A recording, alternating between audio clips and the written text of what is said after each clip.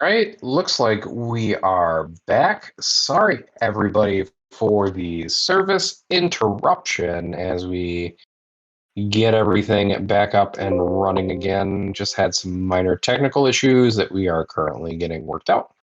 Looks like we're back on to Noah and Sean's game. And I'll try to get an update for you all on this game as soon as possible. It does look like the game between Tyler and Mitchell ended with a Custodes victory. End score was 71-59 for Mitchell and his Custodes. So it looks like just a couple too many turns of getting broken in shooting and being unable to spread across the board just kind of cost the forces of the hive mind that game. Mitchell got his revenge back. But pretty. You guys have actually played a couple times.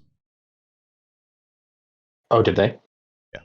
I'm still going to go fix that stream so you can see it. In the meantime, if I'm looking at some works, but I'll be back and hopefully the next person that talks will be a Mitch. Cool. And then if you can give me an update on Noah and Sean's game, that would be great.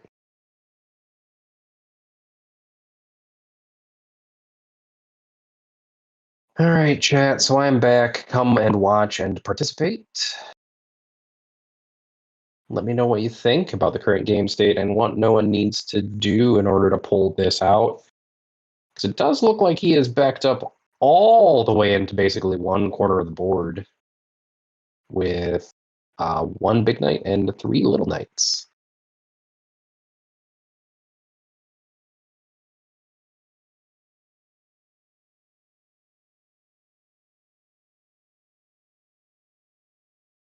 To me personally, it looks a little bit like a losing proposition, as it looks like the Orcs did everything that they needed to do.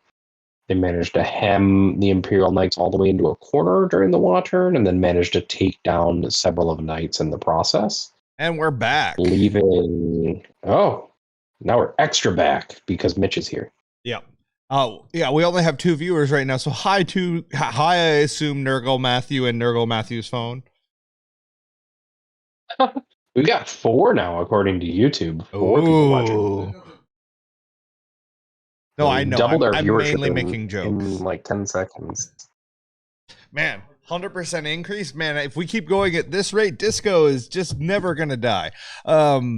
So where were we? Right now we're basically trying, they're trying to see if the explosion from the big knight is going to kill enough of the orc stuff to make a big difference in the game, I think. But we see that the other big knight to the right is gone. So that is a whole other aspect of it.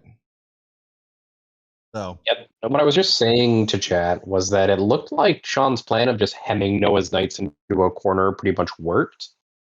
And if that second knight is about to die and possibly explode, that leaves Noah with basically no assets on the table. Like, I don't 100% know what Noah's plan would be with 3 knights at that point, 3 armigers at that point for winning the game.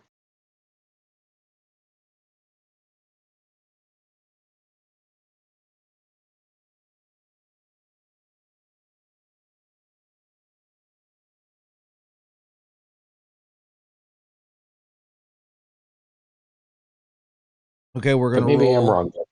on over to table 2 here and see how this really scrappy game between John Lennon and Hank is going.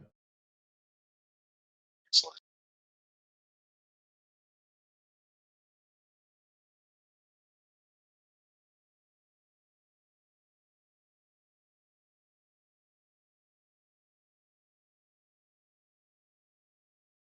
Wow.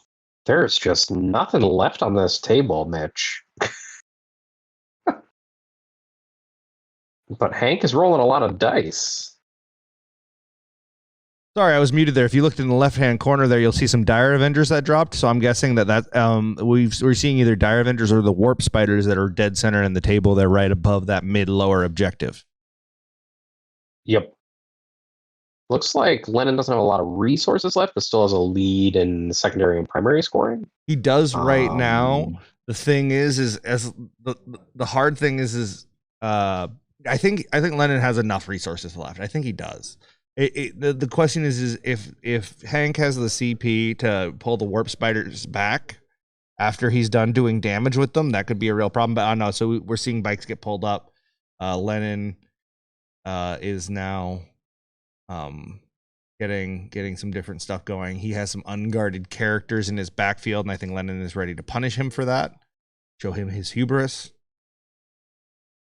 I mean, that's what you do to elves. You punish their hubris anyways. That's that's really like the entire narrative of 40K is built around punishing people for their hubris. I mean, especially Eldar. Yeah, they have the most hubris, so you punish them the mostest for it. I don't know. I feel like the word bearers have a lot of hubris.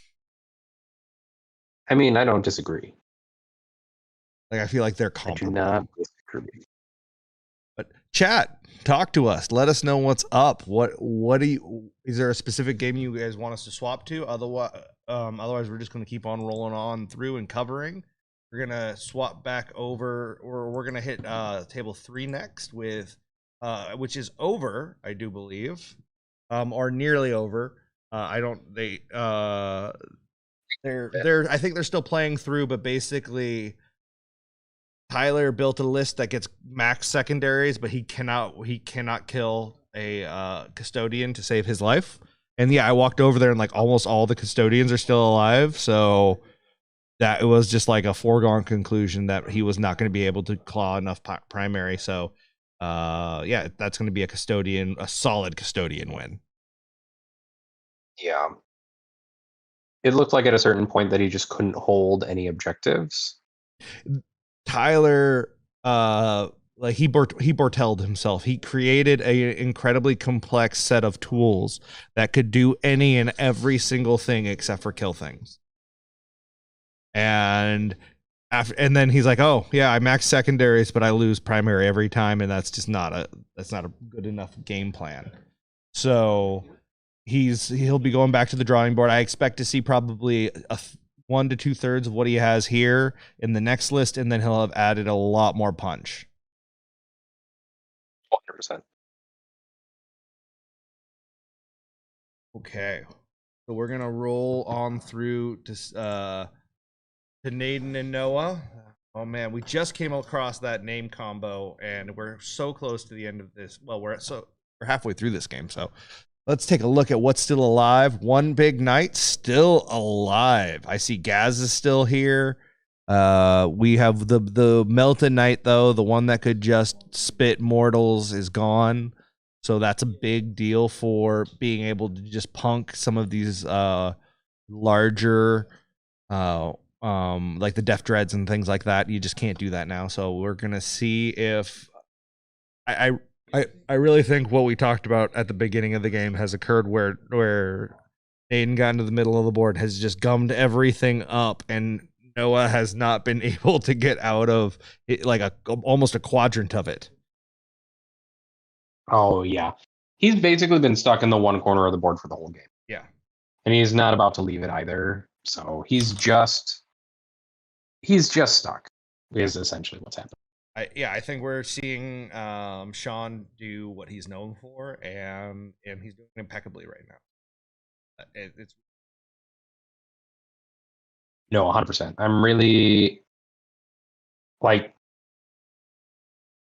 It's interesting to watch such a melee-focused army just jam up a brand new book that has a lot of tools for dealing with the melee army. Yeah, where you'd think, oh, you're just going to stand out there and it's all going to die. And it's like, well, no, that he can only shoot at so many things.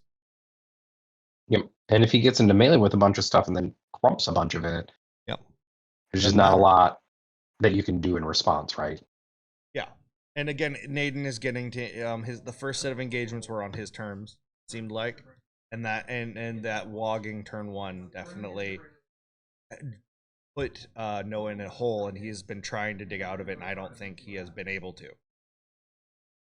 Right. Okay. Going back to table 2. Okay, we're into John's 4. We see John with 46, Hank with 27. Really seeing the difference here and what sisters have been able to do for primary. I think that the Castigator has actually been used really effectively to hose Eldar off of some objectives and to really create a threat that they just can't exist out in the open nearly as much as they want to. 100%. And that's exactly what it's supposed to do. And it's cheap and good and buffable and just you love to see it. Buffable, Baroque, and yeah.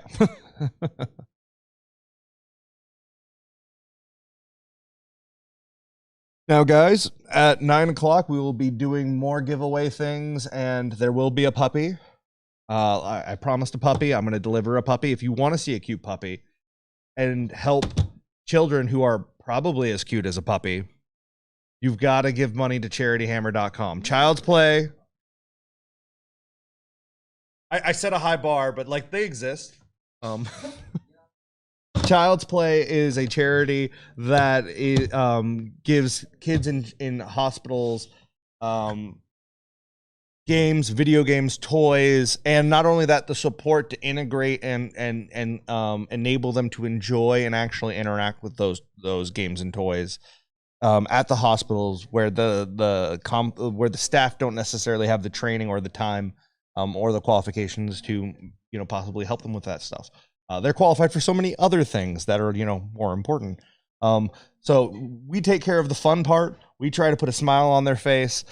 You can help do that. It is an international charity, which is something I forgot to mention last time. So they help all over the world.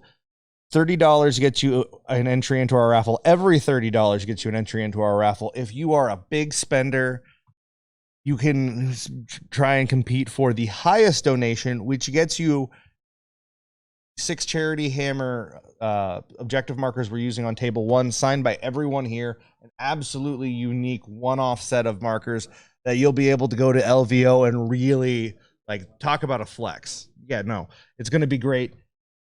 We are going to be jumping over to that in about 19 minutes. And we are going to just be, it looks like they're cleaning up at the end here. So I think that John has been able to pull it out, and they just have recognized that Hank does not have the gas left. We're going to pop on over to table 4, or not 1, my brain, and keep an eye on this one. And I am going to go inform the owner of the puppy that she needs to be camera ready soon. So excellent. I'm very excited for puppy stream, and I'm very sad that I am stuck in a room instead of with puppy. That's all I can say.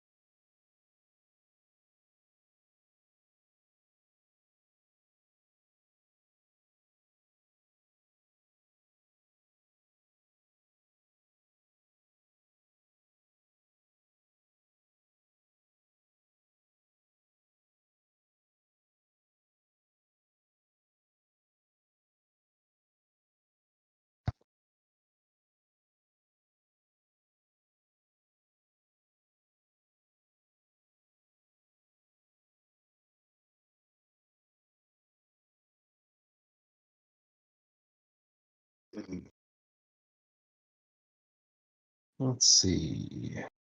Yeah.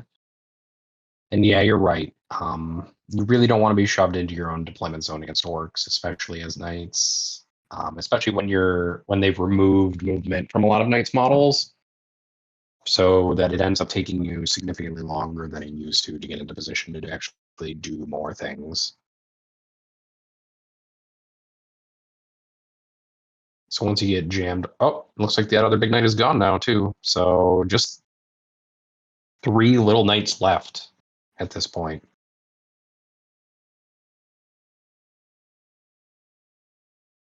To me, that last big knight going down is basically just a backbreaking blow for Noah's knights. They may just be talking out what the rest of the game looks like at this point. Pretty sure, based on what I see, just left on the table. Noah did take out that transport, but there are 2 units of Beast Knight boys on Squig Hog still, as well as significant numbers of melee combat boys who are entirely ready to just level it. So I'm pretty sure, yeah, it looks like we're going to get it called. Oh, there it It'll is. Be 86 to 16 for Naden. A beat down laid by dem orcs. Impressive show. I promised that I would do this. So, wow, orcs. Oh, that sounded awful. Thank you for making me do that. You sounded like a World War II motorcycle being kickstarted. That's what it was. Isn't that what it's supposed to sound like? I don't know. I'm not sure. You should provide a better example or make Naden do it into the microphone. We might do that later. That might be something if he wins, I think we definitely make that happen. Sure. I mean, he has been trying to convince me that he's just playing orcs because orcs also have pointy ears, so therefore they are just fancy elves. And by fancy, I mean swole. And by swole, I mean green.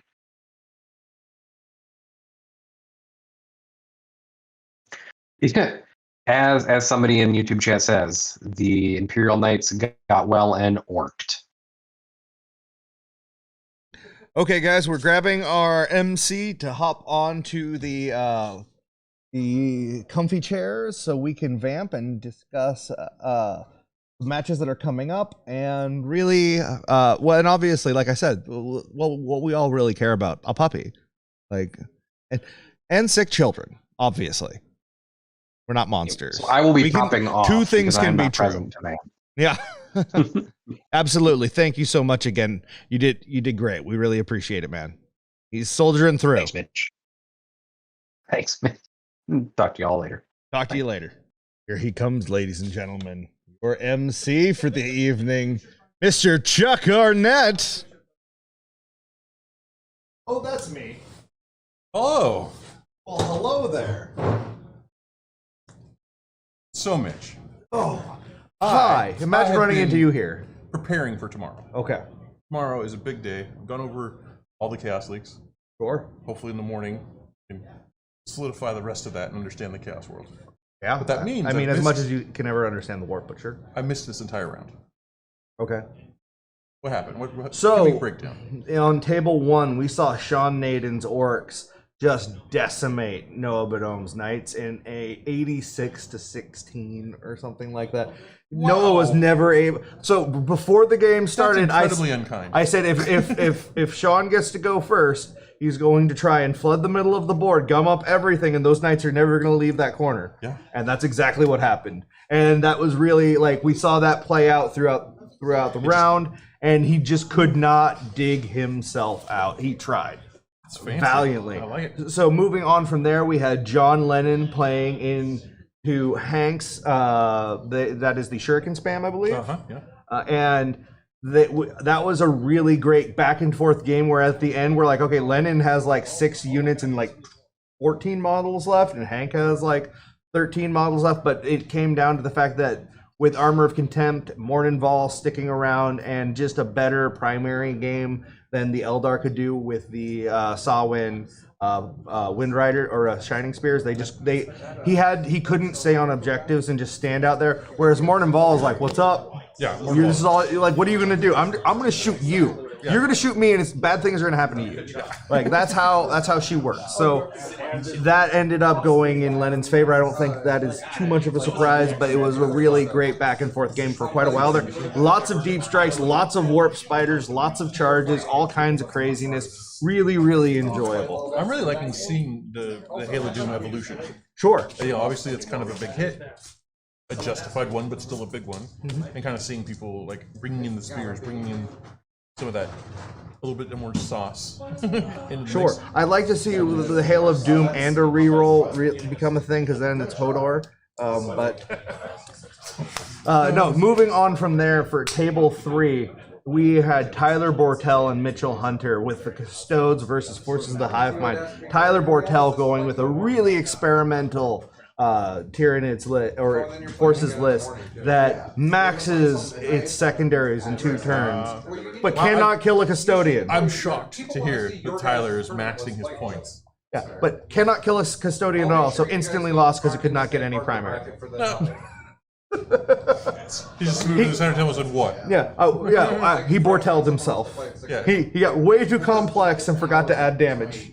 Like, I feel that. I either do that or go the other way and not only have damage. it's only damage. You're like, wait, I'm supposed to What do I like, screen with? Yeah, there's supposed to be something about secondary or like missions or like which 300 points point unit or is going to do an action this something turn? like that. I don't know how that works. It's not important. I'm going to shoot you.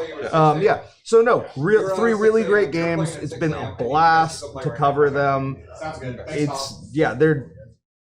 I'm really excited to see the next round and how things like solidify from here. I think as we go into the evening, we're also going to start to get more of our fun night games, our grudge matches, the different things we've had to make happen because of cancellations, because no Charity Hammer survives contact with reality. A plan is a starting point. It's definitely a suggestion. I have a game in the next round of Michael Tempe and I. Oh, okay. And he's going to have 12 War Dogs. 13 War Dogs. Yeah. Every time I talk to him, there's another War Dog. Yeah. It has been going up. Now 14 War Dogs. 14 War Dogs. Yeah. Sometimes it goes down too, but that's just the exchange rate because we're so close to Canada. It's fine. Yeah. I gotta watch out for that. Yeah. It's Cryptocurrency. How many War Dogs you got there? I'm really looking forward to that. I do not think my orcs have what it takes to. I've got the Doge dogs. They are the war Doges. I don't have. Doges. Yeah. I get like 1 million of them, but they all only do 1,000th of a damage, so it's really not great for wounding. Yeah. You have to roll? Yeah. Dice? Well, technically, it's more of just a slot machine that a bunch of people I don't know or understand kind of make things happen, and then I reactively try to profit off of that, and then end up holding the bag at the end. I think that's how it's supposed to work. Yeah, it should be fine. Okay. You know what? I got it right? Got it in one? Don't worry about it. Okay, I'll find out, right? It's one of those things that it's you learn it as you do. I learn much better when I do. It's more exciting. Okay. Yeah, definitely. So. I'm trying to track about this 40K thing. Well. Yeah. Well, speaking of 40K, totally 40K related. Yeah. Speaking of Doge, bring me the baby. War Dogs. Well, want to see the baby. This is Luna. Come around this way. Oh yeah. Say hi. Absolutely. Hi. Come here. Oh yeah. We'll make sure you're supported. Yeah. Oh yeah.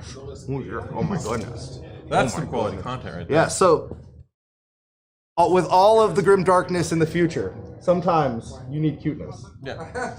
And that's what we've brought to you here. Is your Luna does that daily at a high level. Oh yeah, she's a professional. Hi. Oh yes. Oh, yes. Oh yes. How old is Luna? 5 months. Oh, Yeah. she is. She doesn't even know yet. Oh no. Oh, you want to go? You want to go? I And know. if you want this puppy to live, Whoa. Okay, Colin. Yellow card. Not in the spirit of the rules of the event. not all ideas are good ideas. Yeah, this was not a spitball. Oh my. Oh hello. Yes, I know. There's so many people and yes. Hi. Yes. Hi. Okay. So many things to see. Oh yes. So. Don't tell us, Mitch. What's going on? So I'm really excited about the next round. And I can't wait for Chuck to look at his phone and tell me about those matchups. Well, that soothe Luna with these very bright lights. Michael and I should be decisive. Let's go be decisive, Chuck. But what else are we gonna do? Can we get an over the shoulder shot? No. Okay. Let's take a look at some other games, and we'll talk about how we're gonna look up some games and share them with the audience momentarily. Yeah. Lights are too bright. I get it. We're not gonna stress the talent. The lighting will be adjusted. Oh, well, we have John Lennon and Anthony. I don't know what they're playing. Are they playing? John Lennon and Anthony are not playing right now. Really? Anthony's playing Matt That's Evans because right now. it's a whole different day. Oh. That's how long I've been doing this. You So. want to go get ready for your game with Michael, and I'll come sit in your place? Sure, I've been. Oh man. See, they hot swap the hosts on me. You're gonna be okay. One time, just professional podcasters. That's an oxymoron. Yeah, It's an oxymoron. Hi, everybody. I'm back. Welcome back. Admittedly, I was playing video games on my phone just right over there, but Vampire Survivors. Chat here in about a minute or so. Make sure we are good, but I am seeing good audio levels. We're gonna roll on over to game 2 to make sure that things are working and transitioning. So over here, we have a different issue. We have no score popping up around. So let's just make it up. Their secondaries are unknown right now. But we will make it up if they do not get it fixed. I'm going to get a note to that table boss. We're just going to go through technical difficulties right now, one after another, and then stream 3 is down for the night, I believe. Looks like it. So we are going to go back to stream 1, and I am going to let you comment on how cool this table and terrain is from Warbird Gaming, and I am going to go take care of a couple technical difficulties. Yeah, awesome. Obviously, I was happy to see the lava table here and the beautiful, I would assume, 3D printed terrain here with the rocks. I got to see a beautiful game yesterday with Celestine jumping on that for Jesse Sal's Sisters of Battle. But today looks like we have some silly clowns versus some big bugs. You love to see it. Vanilla looking like taking deadly performances, take your places, and Weave Veil as a secondary. Really taking advantage of the fact that you can take more than one faction secondary now.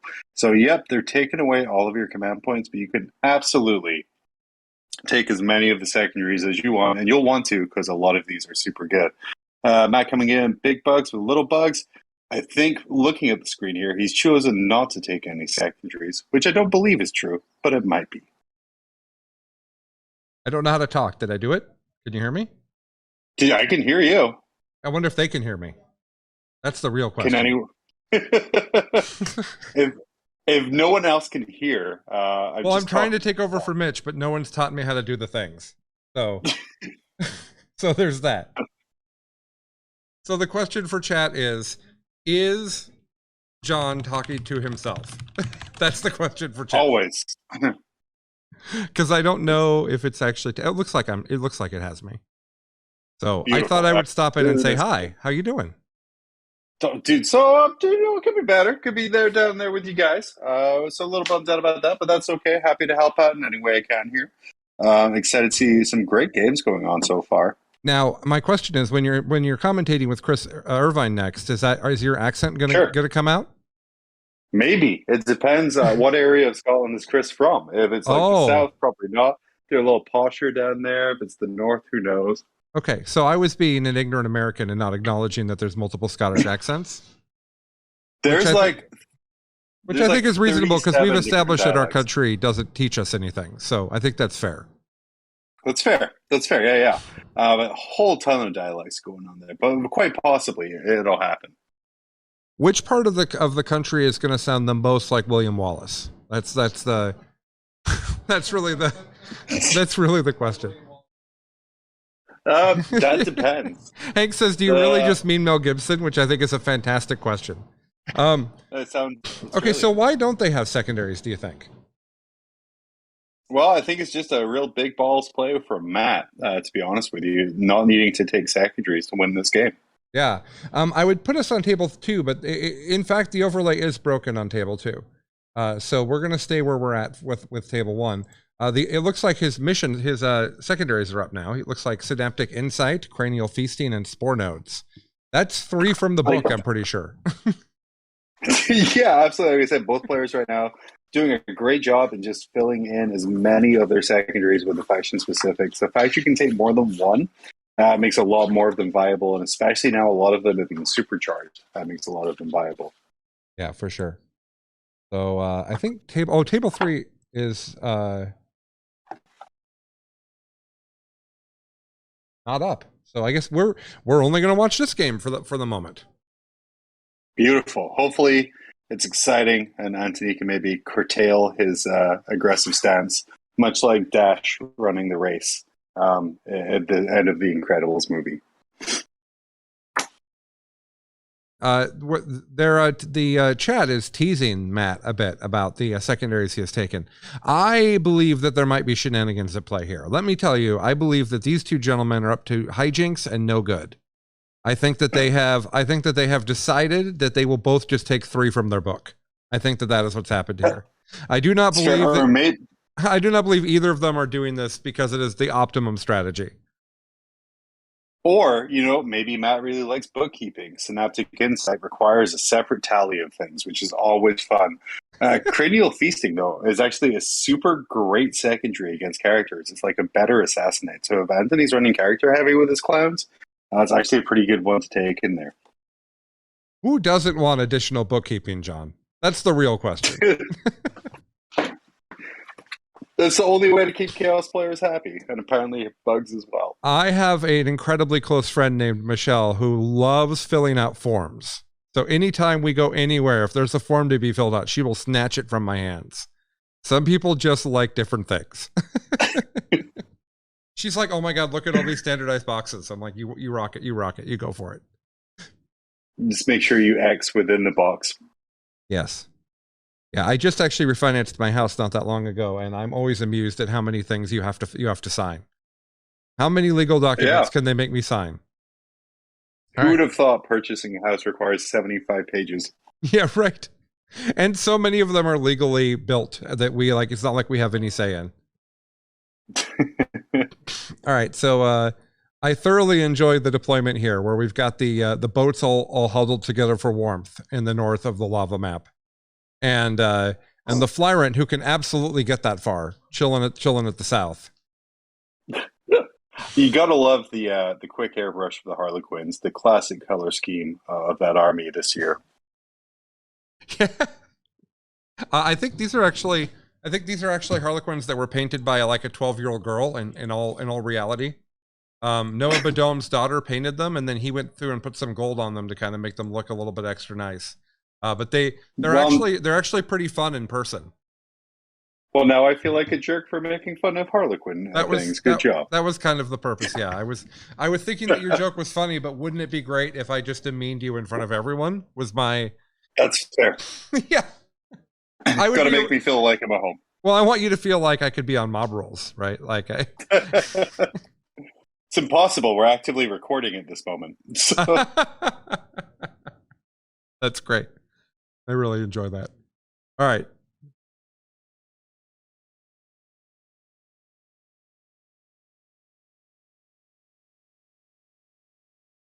I'm just seeing if we have any update about their game so far. Looks like we do not. No, for sure, yeah. All right. Nothing surprising really in deployment here. Everyone's kind of hiding behind their rocks. Hey, look, John Lennon's here.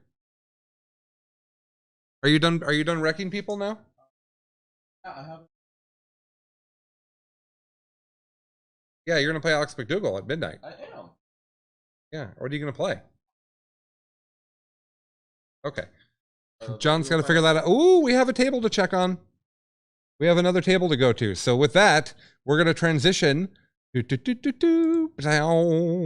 like the sound effects, John? Did you enjoy that? It was special. I feel great. My co-host is also called John, just so John Lennon, who's in the room, knows what's happening.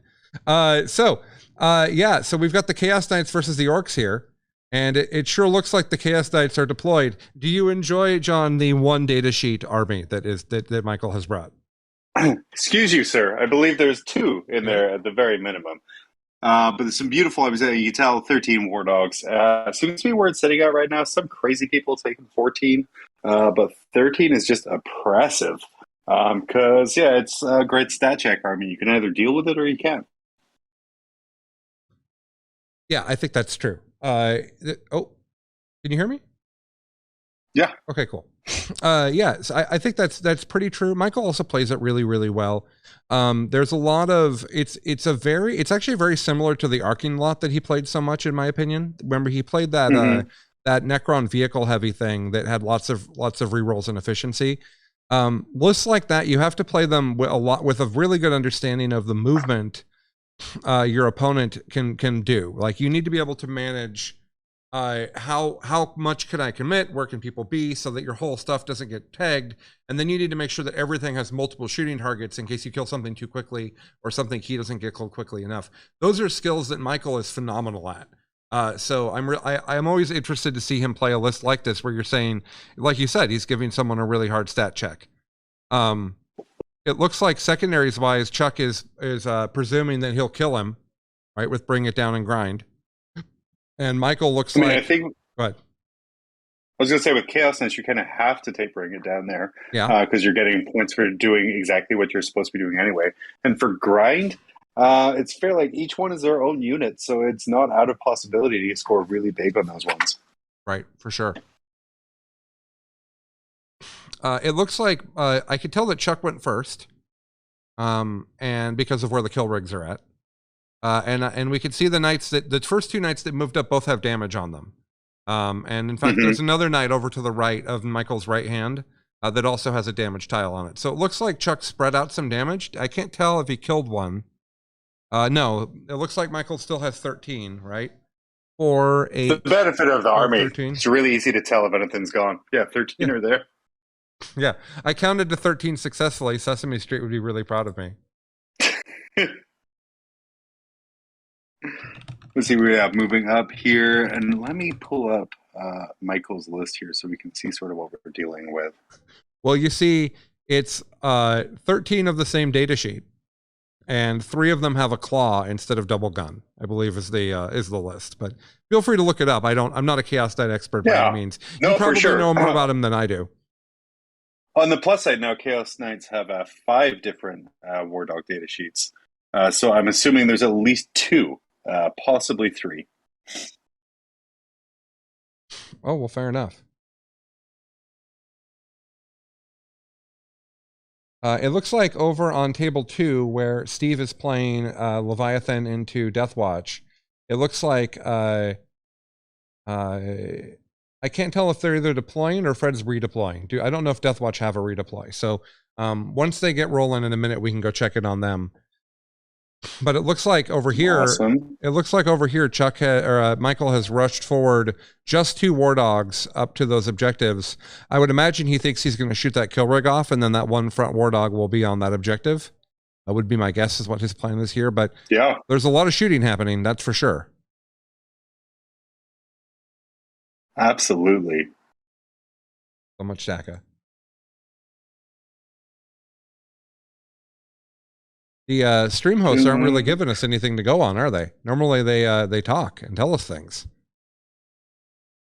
No, it's that wonderful 9 p.m. time slot. Yeah, exactly. It's the true time slot.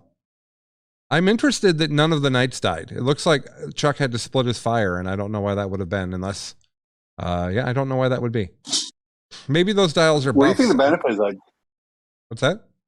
What do you think the benefit is to splitting fire between them? I don't think there is. Some of them down, maybe, or yeah, I don't know. It's a strange thing. It's not normal that for Chuck to be like that, unless he just couldn't get angles for multiple things on one.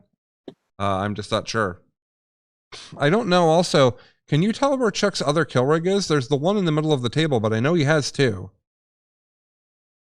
Let's see here. So we have the one in the middle of the table here. Is that other one in between the 2 runes at the top? My screen's a little. No, it's just a bunch of morons down there. Let me make my screen a little bit bigger here. Let me get a little. Yeah. Let me get a little more enthusiastic on the giant monitor here. Let me get all up on this. Yeah, I think it's right to the right of to the left of where Chuck's hand just was. I think he has a red kill rig and a yellow kill rig. And so I think he has them tiered, and that's cool because those knights that came up to get that front kill rig will get charged by that back kill rig. That's neat. Hopefully Chuck will be able to pop the guys that are in that kill rig out behind that wall that it's next to, right to the right of that kill rig, and they'll then get to charge in and kill a knight. The problem, Chuck has to basically, everything in Chuck's army kind of needs to kill a knight, right? Because he's got 13 knights, and Chuck has like 13 things. And orcs are so fragile that they're not going to get to kill multiple things with the same tool. So he kind of has to trade like crazy while hopefully getting more points than Michael, which is a little rough. Sorry, just trying to find the lists here so we can kind of go through this because the arming of the war dogs are going to really tell what Michael's doing. Okay.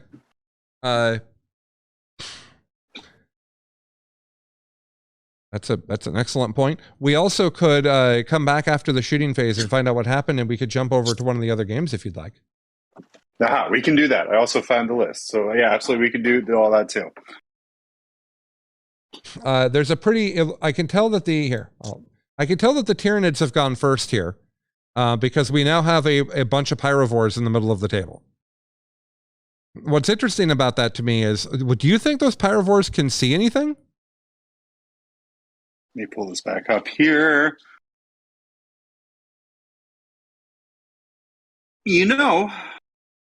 I possibly the one on the far right there has an angle in the top middle based on where the wings might be, or how they're ruling the basing of that terrain. But yeah, that's a real interesting placement, whereas they're holding that objective with the pod. But you're right, I don't think they have much of an angle on anything. Yeah, those ruins, those are ruins. Like I know that table, I've played on it. Not surprisingly, I suppose, since it's at my house. But yes, that terrain, if you pick it up, it says ruins underneath it. And I can't imagine why Anthony would be touching the terrain with any of it. I don't know why that would be. It's very interesting. Maybe the stream hosts will tell us once they get up online. Or I go over there and tell them to put things in. Are you ready to take back over? All right, guys. Well, it's been fun filling in for Mitch. I'm going to hand it back to the one and only, the original godfather of Best in Faction, Mitch. There you go. That was quite the build-up. You guys had to iron all the tech. Using all the different streams, reset OBS, things that John in no way has any experience with. No, not at all. In fact, Mitch, I think he has a passion for OBS and loves it very much and thinks that's no notes, perfect problem. Brother, I hate OBS so much, so much to the point where I just won't do it anymore. He's twitching right now. You can't see it, but he's twitching. Yeah, no, just looking through here. Actually, maybe here, Mitch. I'm looking through the GT list. I don't seem to see Michael's Chaos Knight list, the 13 War Pups. Do you know which kind of dogs he's running? So he's running 3 with claws, and then a mix of the and then the rest are all shooty variants. I don't know the specifics, but I can go get a exact count for sure. Yeah, not a problem. Yeah, you can take a peek at that just so I can kind of see here. And then also we're kind of looking here, Anthony, choosing extreme violence of just deploying all of his pyrovores out of line of sight of most things. Apart from, it looks like possibly those Harlequin boats. Gotcha. Yeah, no. I will head over there and get the count on those on the Pound Patrol, and we will be right. I'll be right back. Paw Patrol, perfect.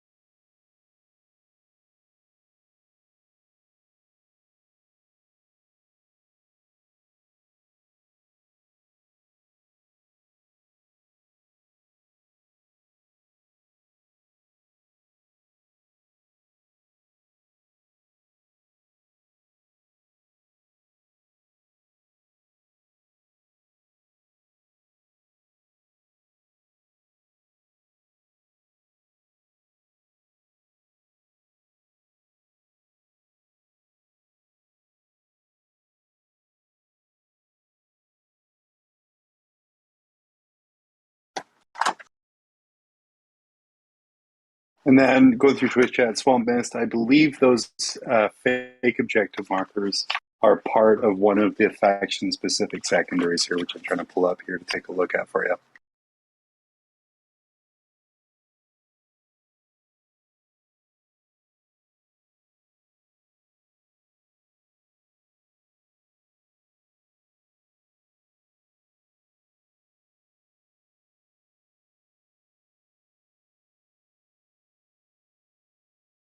We have 3 brigands, 1 executioner, and 9 of another type that my brain decided to just let go of, but I'm sure you can guess.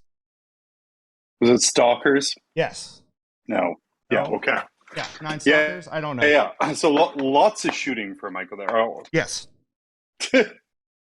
Yeah, lots of shooting from Michael there. Pretty nasty.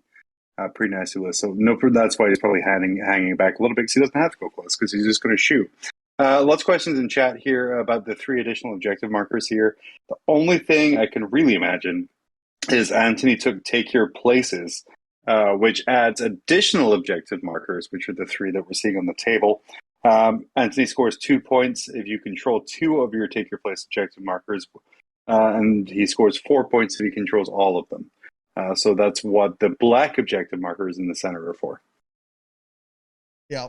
And what we're seeing here is he's really making it clear what part of the board he wants to commit to, and where he's going to have to be, or he's possibly trying to get Matt to hopefully commit to that area because he thinks that's the best area to come in and hit Matt at. Yeah, for sure. Because if you look at that center of the table, there's not a lot of cover in the center. So by putting those 3 different markers there, yeah, that's a lot of open terrain that he can line up shots for. Yeah, for sure. We're going to move right on over to Fred Fortman versus Steve Trimble. Okay, so this is what you love to see, Xenos hunters hunting Xenos. As an Imperial citizen, it warms the valves that have replaced the cockles in my heart. To see just... You love to see it. Yeah, absolutely. It's going to be great. And this is one of the few armies that exist that can look at the wall of meat that is the warrior spam that Steve is bringing and just be like, so what if everything wounded on hits and your transhuman did not matter at all and I was AP1? What if that happened? And then you just took 70 wounds. That is pretty disgusting. So I think that this is one of the few matches where Steve is going to want to be a little bit more cautious than he normally is with his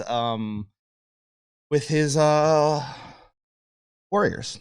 He normally likes to just throw them out in the middle and be pretty reckless, but here he doesn't want to give too easy of a layup or a chance for Fred to use combat to sink his teeth in combat, because he can do the same thing with a unit in combat as well. Yeah, this is crazy, the tools that Deathwatch have to take that on there. Is that enough, though, to take on an army like Tyranids, even playing them post-nerfs like we're doing here? We're going to find out, and I'm really excited to see it because, as we've been saying, Fred is one of the best Deathwatch players in the world. There's definitely, we interviewed him earlier, and it sounds like there's definitely some guys in the UK who are competing for that title. But he knows all the tricks. He has a real depth of in his playbook. Like we saw him last round, Beacon and Jealous up against Zach's Thousand Sons and Knights, and just ace 2 Knights right off the bat because he identified that was what he needed to do. And then he also was able to pick up an extra 3 Terminators for free. So there's a lot of just, the dice skewed 1 order, off of average my way. Cool. That means that an extra, 10% of your army dies. Yeah, for sure. And like playing that one faction, getting really, really good at it is paying off sort of real dividends there for him. So we also see Fred here pre-measuring and looking at what that Flyrant can do, as it is the main beat stick that Steve likes to use, as it can come out, hit, do its thing, and then just leave. So he is lining up exactly where he'll be able to be, what he can do, and figuring out, I bet you this looks like a Beacon and Jealous. That's what this is. We are seeing a Beacon and Jealous is what he's looking at what he can do. Mitch, what do you take of their secondaries there? Steve taking no prisoners, banners engaged, none of the Tyranid specific ones at all. Fred going in with shock tactics, banners, and no prisoners. Is this a good fit for this? So Steve's makes perfect sense. No prisoners is something that Fred gives up, although it's really kind of a win more, but it's going to be proportional to what's going on. So in a close game, it could be enough. Banners make sense because a lot of his army just is going to move up and it doesn't really care after that. It's just like, I am here to exist and then to hopefully get you in combat unsuspectingly. And then engage, he's going to want to push his meat wall up. This one I think could be a little bit of a trap for him because I think he's going to want to play more conservatively in this particular matchup. But I could be wrong, and he might just feel like no matter what, he's going to have to end up over there anyway, and that the army, it's just going to play into what his game plan is. Moving on over to Fred, we've got Shock Tactics, which I have the book here. We've looked at this one before, as it is one he has used, but we're going to pull it up real quick. So nice to have books provided by Dark Tower Gaming. Just making our life way, way easier. Shock Tactics, I think, is just a traditional, yeah, there it is, Space Marines. So, that is at the end of your turn, score 3 victory points. If you control 1 or more objective markers that were controlled by your opponent at the start of that turn, and an Adeptus Astartes unit from your army is within range of that objective marker. So, Stranglehold. You know, you just want to take stuff away. So that makes perfect sense. Banners, I guess makes sense. I think he feels like the Nids aren't going to get into his back line, but I'd feel like Steve can, or maybe he just feels like the OBSEC is enough. I'm not sure. Banners feels a little weird. I feel like he has maybe he knows he's going to have a second wave to go in, and he feels like he can throw their first turn away at getting banners up and then defend that actively. I'm not sure. And then no prisoners is an obvious pick when you know you have to chew through this much of the warriors. If you're not doing that, you're not winning anyway. Yeah. So No, absolutely. And Shock Tactics a great pick again against Tyranids here, especially with banners, because they're going to want to stay on those objectives, and you're getting free points for doing what you have to do anyway. Absolutely. So we're going to roll on back over here to table 2. Oh, no, we're on table 2. Table 3. Here we are. For Michael and Chuck, we've got Pound Patrol, because they're Chaos Knights. That's my pitch. Because it's yes, it's yes and John, yes and. So the first part is agreeing I'm right, and then the second part is improving on it. But Paw Patrol, because Imperial Knights get pounded, so they're Pound Patrol. But yeah, it looks like here we have 2. The great thing I love here, by the way, it's all just depends on who's on the top of the screen. It's really easy to see. Sorry. It's easy to see game state because we have 1, 2, 3, 4, 5, 6, 7, 8, 9, 10, 11, 12 Chaos Knights remaining. So he looks like he might have lost 1. That is possible, or knowing Michael, he does like to outflank 1 as well. There was 13 on the table before, but there is that cool stratagem where you can just pull a knight off the table for 1 CP. It's one of my favorite Chaos Knight strats.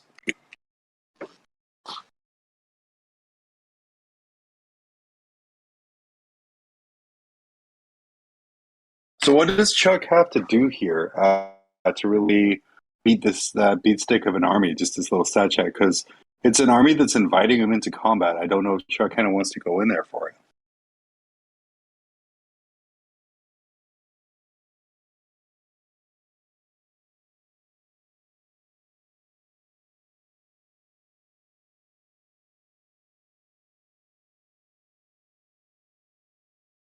Seems to be have lost to Mitch, which is fine. I was muted. No, just muted. Michael's Chaos Knights. Oh, wonderful. I had so many thoughts. Yeah. No, we can see Michael applying pressure in different spots. And when you're running this sort of mono sheet list, you're looking for what flank cracks, and then you're going to just apply pressure there. Mm-hmm. For sure, Chaos Knights, the War Dog build, super popular right now. Looks like we have 3 of the double gun guys at the back with a really dangerous line of fire, because those are some melta-guns there, and the chain cannons, which are super, super effective as well. And then just threats everywhere. Those War Dogs have an insane amount of movement to really kind of encircle around Chuck.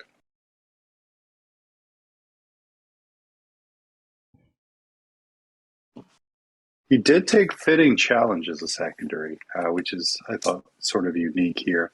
That one there is You score a number of victory points for each identified unit that was destroyed. Oh, that's right. So before the battle, you pick the 3 units that have the highest points total. It's like a reverse to the last that you get less victory points for as the game progresses. So what 3 units of Chucks would be those targets? It would be my question here. Ooh, let's see here. It's gonna pull be up that list. kill rigs. Not sure.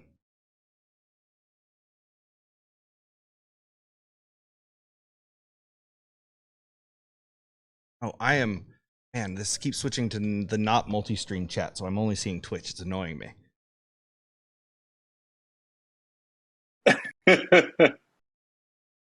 So I have to say, John, I really enjoyed the latest mob rules. Hello. That was very enjoyable. Thank you. People should maybe check out that mob rules. A nice surprise. Yeah, it was. It was a real nice surprise. Yeah. Where can they find that, and what is it covering? I got together to talk over. Just wherever bad podcasts are found, which, in 2022 is literally everywhere nowadays. But yeah, Danny McDevitt and I took some time to talk over the main 5 winners of the recent points updates when combined with Nephilim a little bit, as well as we're taking to an RTT, because it's been forever since we've been to an RTT, so we have a couple fun little lists we're taking. But mainly want to talk the big winners from the points update. Games Workshop kind enough to provide us an advanced copy of the points, give us some time to go over. I will say the 5th biggest winner is everyone who doesn't play Tyranids, because, man, those point changes were brutally needed. Yeah, it's nice to see NIDS are now, like, it's also really cool because you see like Alex McDougall and Tyler Bortel, and they're running around with bushy tails and like hope in their eyes because they get to create new lists and find out new jank that are gonna frustrate all of us. And it's wonderful when NIDS are good. Life like when NIDS are good and they're not, and it's not because of broken undercosted data sheets. Life is good. We get to see really cool technical play. That's just a blast. Let's talk to Innes Wilson as well, who's I believe number 4 in the world now with Tyranids, kind of going over the fact that his list that he just won the Newcastle GT with went up about 220 points. And when the player that you tell that to responds with good, it should. That tells you a lot about this army pre-point adjustment. Yeah. No, when people are when everyone was like, "Oh, good, I'm happy with that." Malanthrop or the Maliceptor deserved it. I think the most interesting thing I took away from as I told you, his army list went up 1 Maliceptor. But I think the most interesting thing to take away from the balance update and the points update is we got a lot of buffs for some units. Space Marines didn't quite get those. So Chaos, we're seeing from the leagues getting a toughness 9 Land Raider. Marines don't have that yet, which leads me to believe fall time we'll hopefully probably see a new Marine book based on the lack of support they received. Fingers crossed. Or they'll just come out with PDFs for the Land Raiders once the new ones are out. Brother, you can't sell a PDF. But you know what you can sell? A lot of Land Raiders.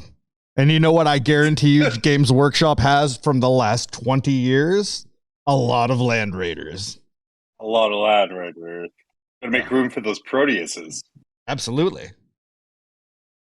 We gotta sell the old hotness so that to make room for the new hotness.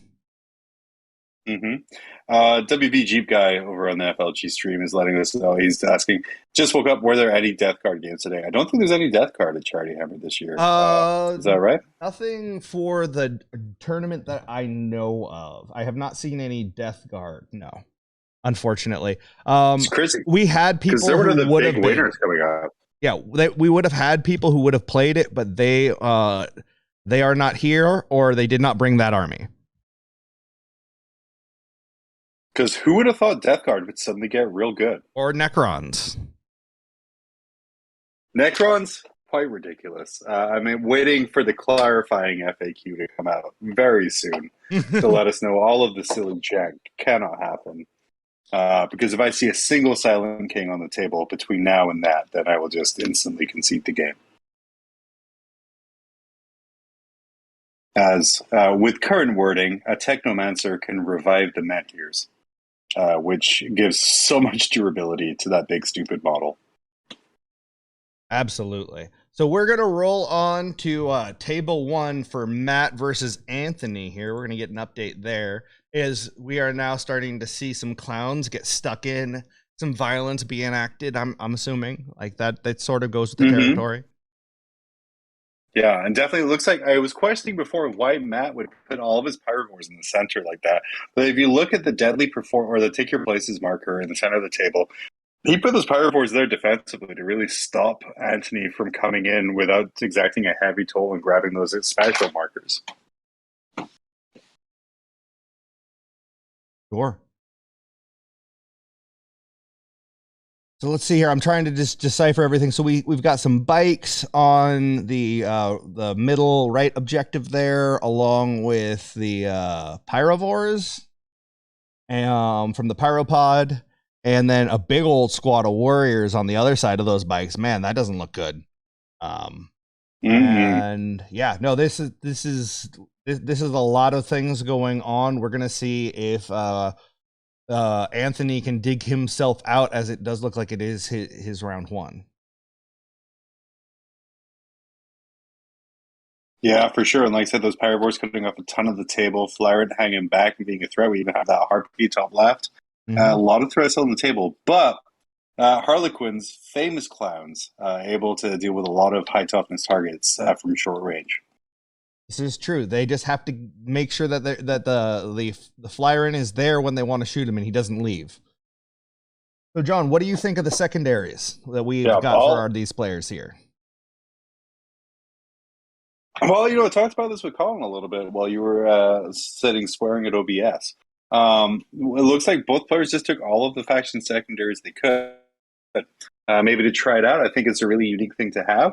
But a couple of things. Cranial Feasting, love that secondary for Tyranids, especially in our CP drought world that we live in. The ability to it's essentially assassinate with extra CP with that extra you can generate too.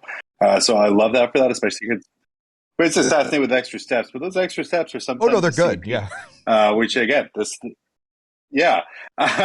which into an army like Harlequins or Gene Silver Colonel, things like that's a really great secondary to take because you're going to see generally a lot of characters there. The other ones like take your places. That's a cute one there. We'll see how it plays out, but it looks like to me there was some kind of gentleman's agreement to just take faction secondaries to see how it went. Absolutely. So, yeah, I think that's going to be interesting. What I find funny is since they both did that, it's the kind of thing where like the data that they get from the game is kind of like mixed, because it's like, well, I was playing against someone who was basically doing the same thing as me. I don't know if I'm ever going to play against that again. But no, still a great game. For sure. I think the Warriors are going to be a real problem for Anthony, but we'll see if he's going to be able to chew through them, because they are taking that mid-table quickly. Yeah, for sure. And like Tyranid's filling up the mid-table super, super quick with enough threats hanging back that if a couple of those things go away, it's not like the Tyranid Matt's going to be at the end of the world here. Speed Bugs being the name of the list and the way it's played as well.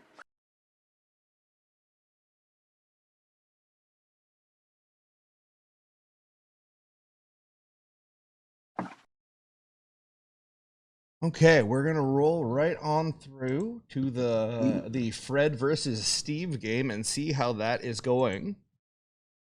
Okay, so it looks like Fred has moved just very little forward, if anything. And we're now seeing Hugging Steve, a whole ton of cover there. Yeah.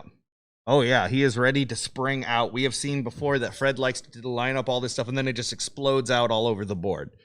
Just all kinds of Xenos Exterminatus goodness everywhere.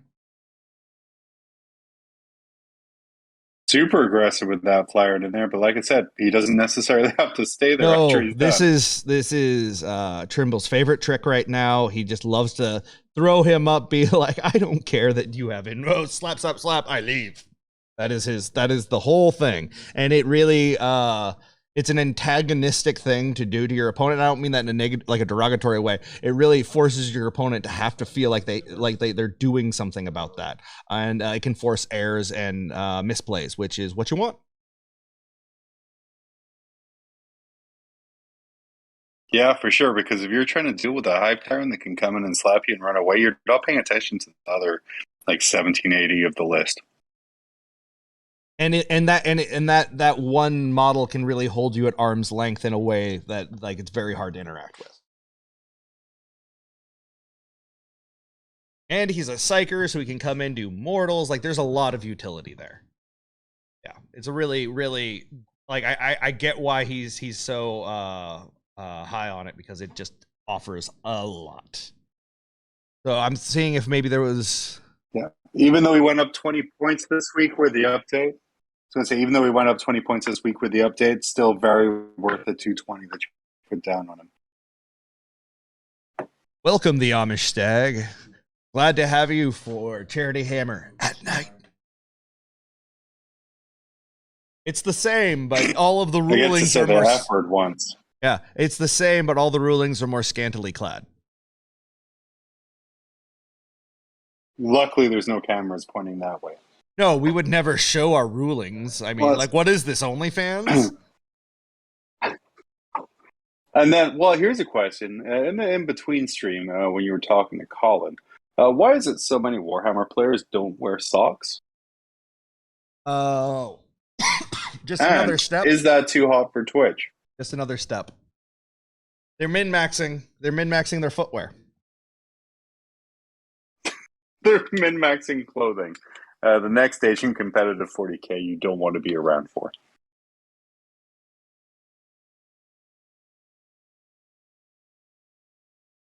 So here it looks like we have some advances going on. A lot of Tyranids at this year's GT, right?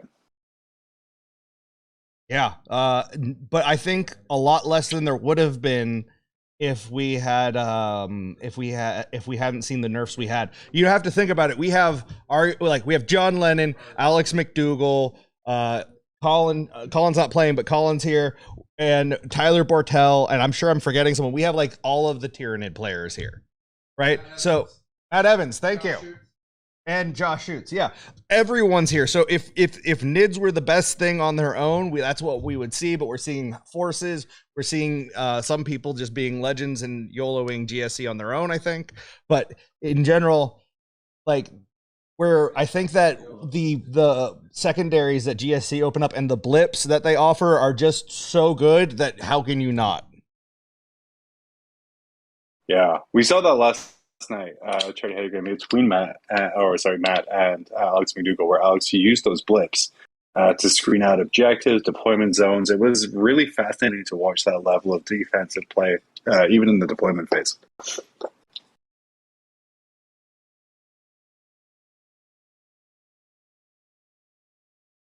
Okay, so we're going to move on to the next table here. Back to Michael and Chuck. And Paw Patrol! Pound Town. I'm just going to keep changing it more and more. It's going to keep adding things here. Yeah. 1, 2, 3, 4. It's going to be a Custodes name. Okay, let's keep counting War Dogs, children. We have 1, 2, 3, 4, 5, 6, 7. Like 7 War Dogs left here. Again, not sure. Chaos Knights have a great 1 CP stratagem where you can pull 2 Knights off War Dogs off the table. So not sure if that's happened there. Okay, let's see. So I don't see any kill rigs left. Or is there one in that top left-hand corner? I can't tell. It might be in the top left hiding, especially because that is going to be a fitting challenge target for Michael, so he's going to want to kill that as quickly as possible. Looks like he's already going to get the points for 1 fitting challenge because there was 2 kill rigs, including 1, right, where he's pointing, he's like, that's where your kill rig used to be, not anymore. So he's definitely, I believe, going to get his points for that. A really good secondary choice for Michael.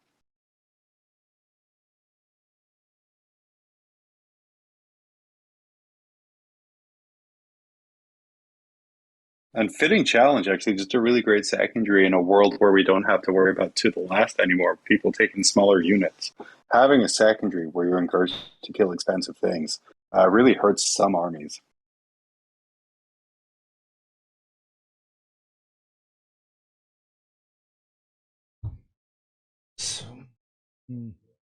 So what I do know is that orcs can always enact a great amount of violence in close combat, so like to not underestimate them. But at the same time, we talked about this in Michael's last game. There's a pivotal point for how many, like if you get past turn 3 and there are 7 of these knights left, that's a problem. Like that's sort of the tipping point. Harbingers of Darkness gets really nasty after there as well, so you're just in range of all of these negative debuffs. Also, good luck clearing over 100 T7 wounds.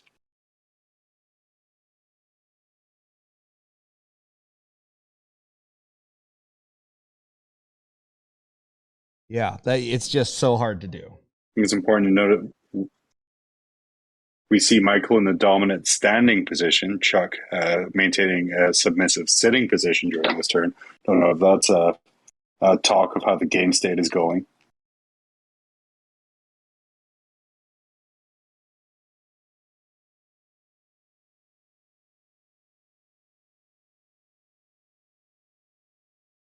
Missed in Twitch chat, very exciting, letting everyone know Battlescribe has been updated with points. So that way everyone can go in, enter their stuff, and it should be 95 to 96% correct. Hey, that's amazing. It's better than an Excel spreadsheet. A shout out to all of those volunteers making Battlescribe still work, like with the duct tape and like I don't know, like super glue that you guys are like keeping that thing chugging along. Good job. We appreciate you.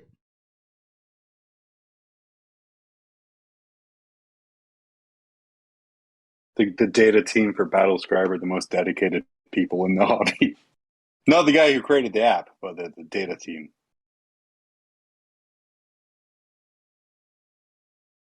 All right, let's check in the chat here. Let me see. Looks like Fred on the other table is army-wide Space Wolf Tactical Doctrine. Chuck, why don't you... Oh, sorry. Mitch, why don't you tell us what that is there? Sure. That is going to give him a +1 to hit, I believe. And then he doesn't get the super doctrine, so I believe it's just mainly the +1 to hit and maybe access. No, he doesn't get access to the stratagem for heroic intervention with his units.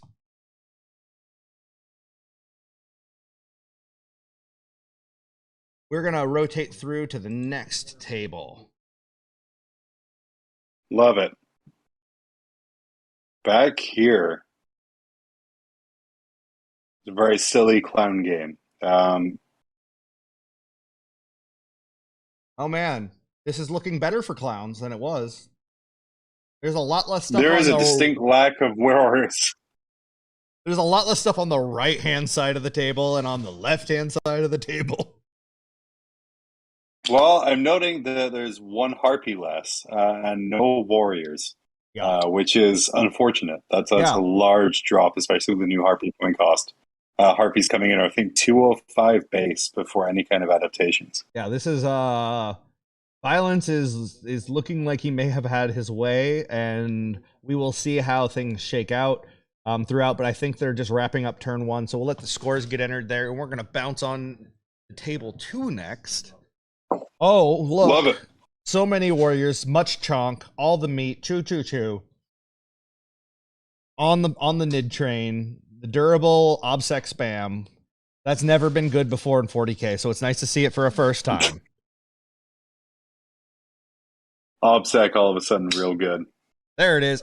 If I hit the transition button so y'all can see what I'm seeing, it helps. But you know, I was scouting ahead to make sure the stream was safe. I didn't want to launch you guys into an unsafe gaming situation.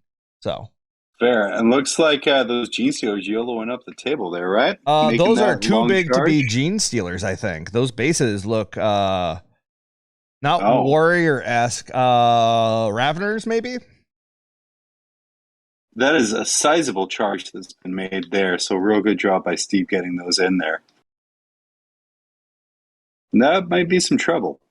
Yeah. Absolutely. We're also told in turn one there was a little bit of a whiff. Fred, the Death Watch squad killed 7 warriors, but hit the flyer in with 25 power fist attacks, doing 1 damage. Well, sometimes math just says, how about not? How about not? Dice games. Math tells us there's an average outcome, but you have to remember the math also says every other possible outcome will also happen. So math is lying to you. Math is a liar. But imagine just the brass on Steve to just just take it, just tank it, and be like, no, I'll be fine.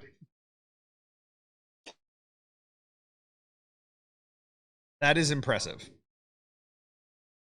How is our audio sounding for the streams? I'm getting a little bit of putting here and there, but that could just be background stuff. So if it's sounding good for the audience, we will soldier on. We're going to roll on to table 3 while we wait for them to let us know how we sound. I mean, I know you sound wonderful, John, but I want them to tell you. Perfect. You need positive affirmation from other people. At least that's what the couples therapist said. I always do. Gamma Ray Gaming let us know that Battlescribe is actually an advanced AI run off a battery made out of a potato, which makes Tyler? You could run. You could run Doom off of Battlescribe, is what that tells me, with enough Battlescribe lists. Oh man! Well, now we have to. Now while what are we seeing here? Okay, fine. We're not going to talk about the game that looks like Quake / Doom. For 40K? Nope. Bolt gun looks quite amazing. Yeah. No, we'll save that for when we need to vamp later. So in this game right now, what we're seeing is a total of 7 war dogs still alive, and I don't think we're seeing the correct turn. So I'll ask someone to go over there and ask them to give us an actual update on that. Yeah, maybe like a point turn update. If we had someone stream hosting, that would help. I'm going to send someone over there right now. Yeah, absolutely. Actually, it looks like we're down to 7, and it's a really bad turn for Michael if he lost 4 to 6 war dogs in his own turn.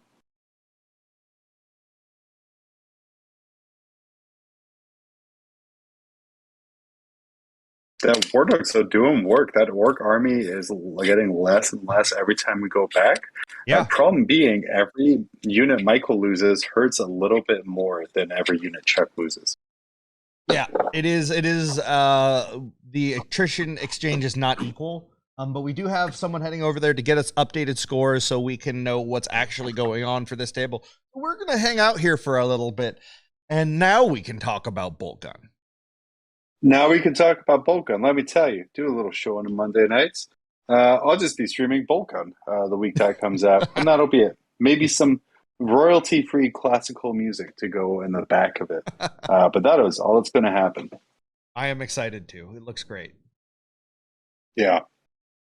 So good for Gamma Ray Gaming let us know. So good feeling thought. That feeling when you're painting your squad and they all are coming together and you don't have to ask what now, what next. That's pretty fantastic because somebody's just batch painted 14 war dogs. When I had the Frodo meme at the end of that army painting experience, but like, it's over, it's done. And then I looked over at the pile of weapons I'd magnetized and not actually painted. Oh, you did that to yourself. I did. So slowly working through some melted guns now. What we call an own goal, I believe. Which is like, so proud of my big pile of Paw Patrol pups. And then I just saw all the melted guns that I'd have to do when I eventually get bored and decide to make them all shooty, as Michael is down here. So we are down to 6 little knights in Pound Town, and they are certainly living up to the name of the list. Mitch, I'm going to ask you never to say 6 knights in Pound Town sequentially again. Oh, no, I think that's going to be clipped, and it's going to be said a lot. Yeah, or just 14 Nights in Pound Town is the name of the list. Actually, I think that's a Christmas Carol.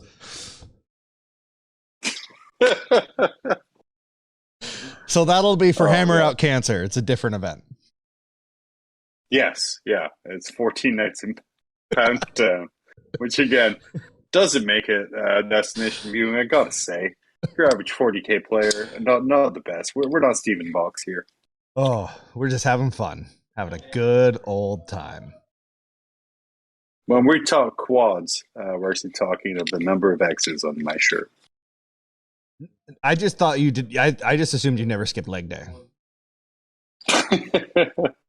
having met you.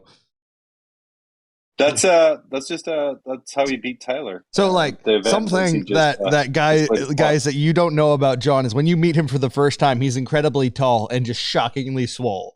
Like it's really like I felt really uncomfortable and he was standing next to Dayton Ober, an actual firefighter in Dayton, was literally just in a banana hammock and was like, you know what, I don't really feel like I can stand next to this guy anymore. I am starting to feel a little insecure, and that doesn't happen to me much. So John is the actual D weapon from 7th edition. That's what it was based on. Yeah, a terrible idea, I think, is where you're going for with that. Oh, I'm just setting you up for really good tournament interactions for the next year.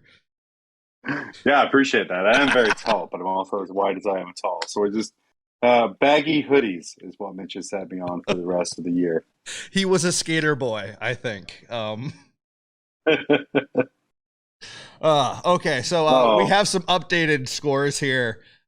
Michael getting 0 on primary and loving every second of it, being like, I will see that. I go, you know what?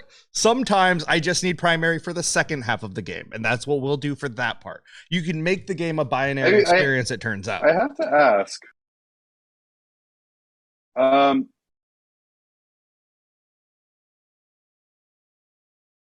Yes.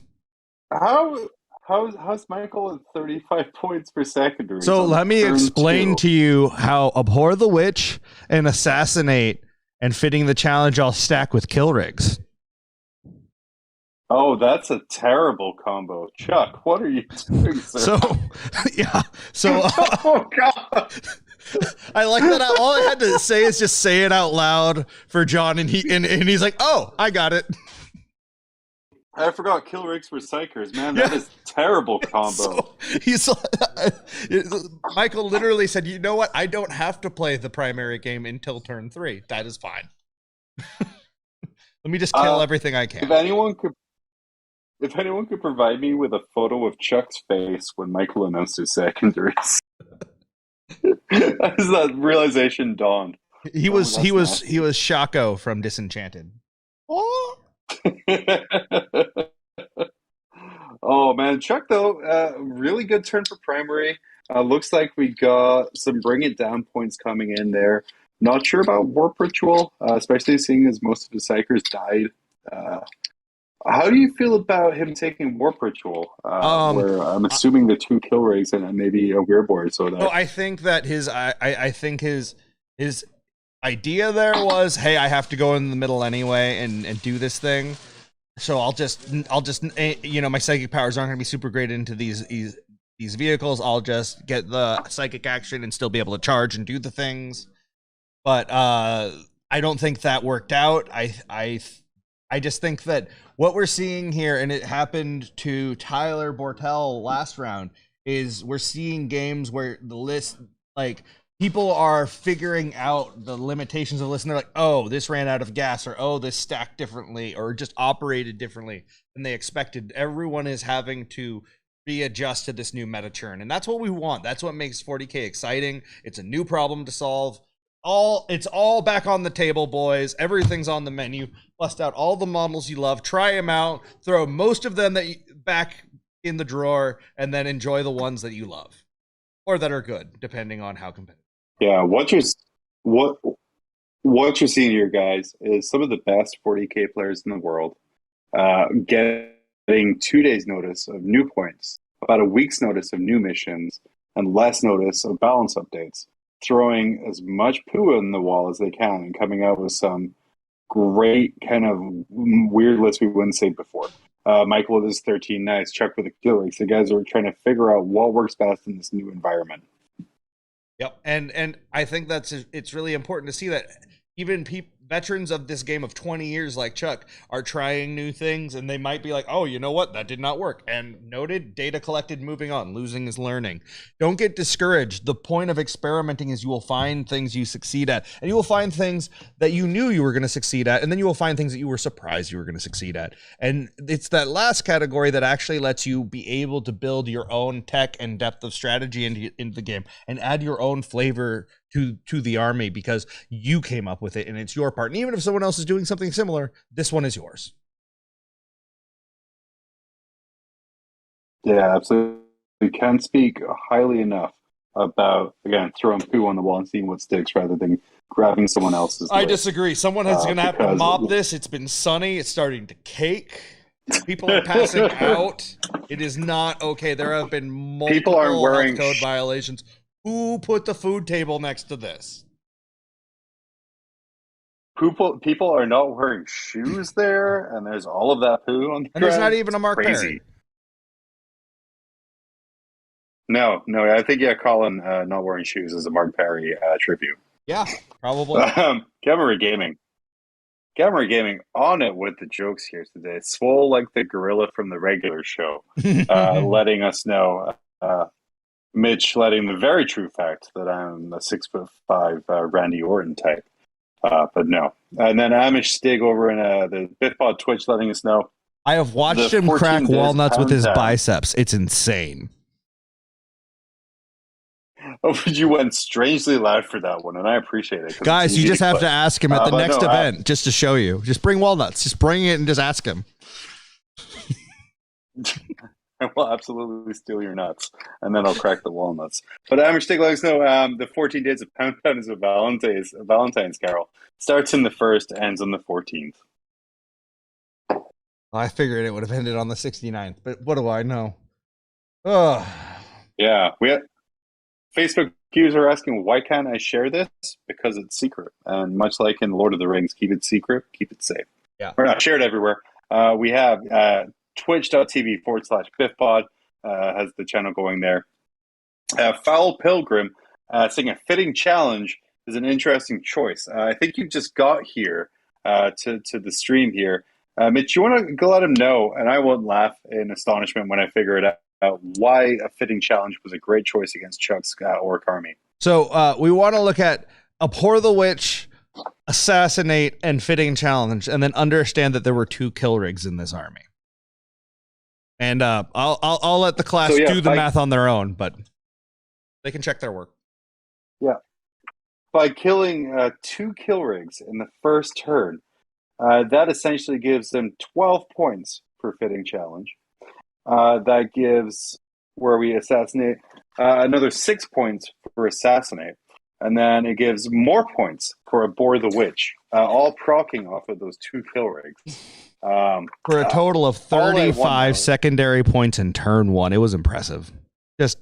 We love you, Michael. It was an impressive total to the point where I thought it was incorrectly entered. That was how high his secondary total was turn 1. It was great. I had to explain. I had to say it out loud. Going into turn 3 for Michael, looks like we have 1, 2, 3, 4, 5 of the morons left on the War Dog list here. Started with 13.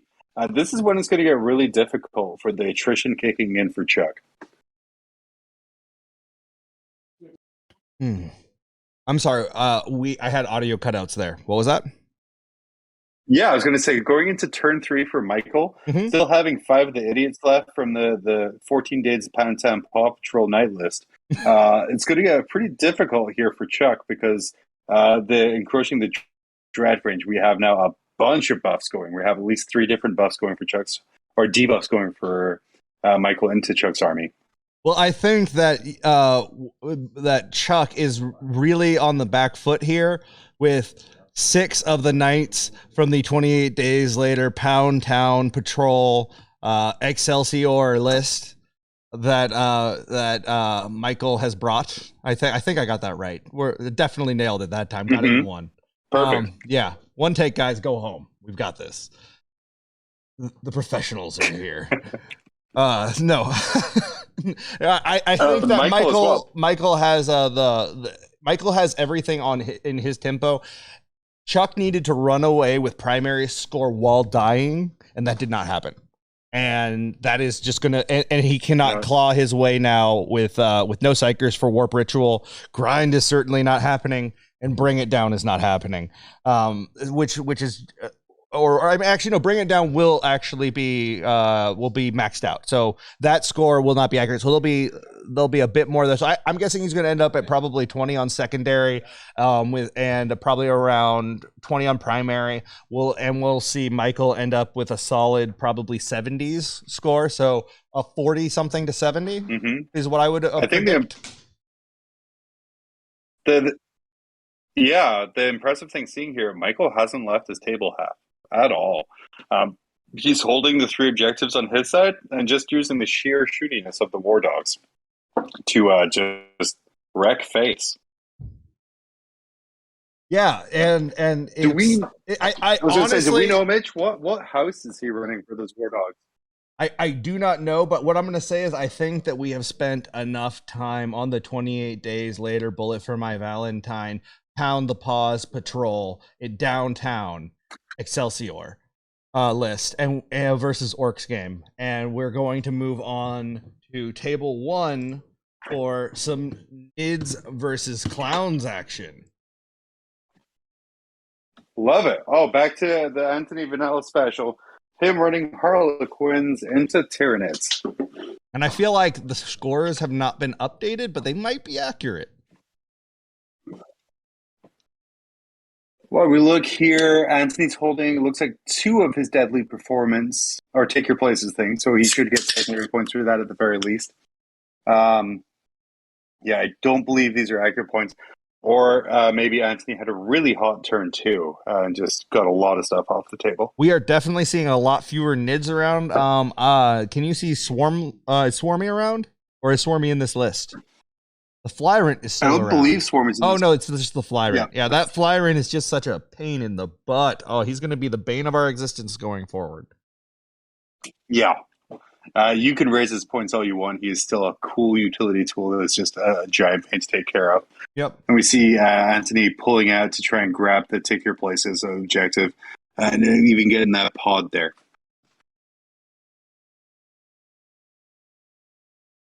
Absolutely. Okay.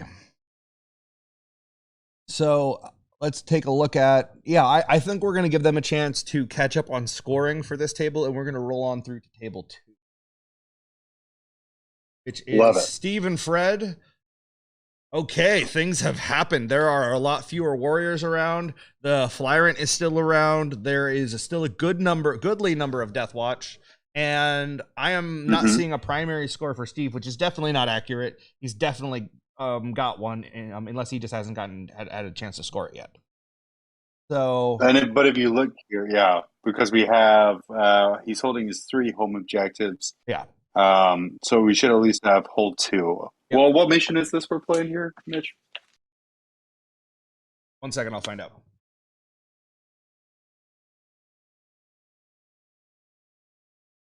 Tide of Convictions, John. Tide of Convictions. So you know what? We're going to take a minute here while there is some movement going on. Looks like some charges are getting set up for the Death Watch, or maybe they're just going to shotgun those warriors. And yes, I do mean drink them. But we are here for a charity. It's a really great charity. What charity is that, John? I'm testing you.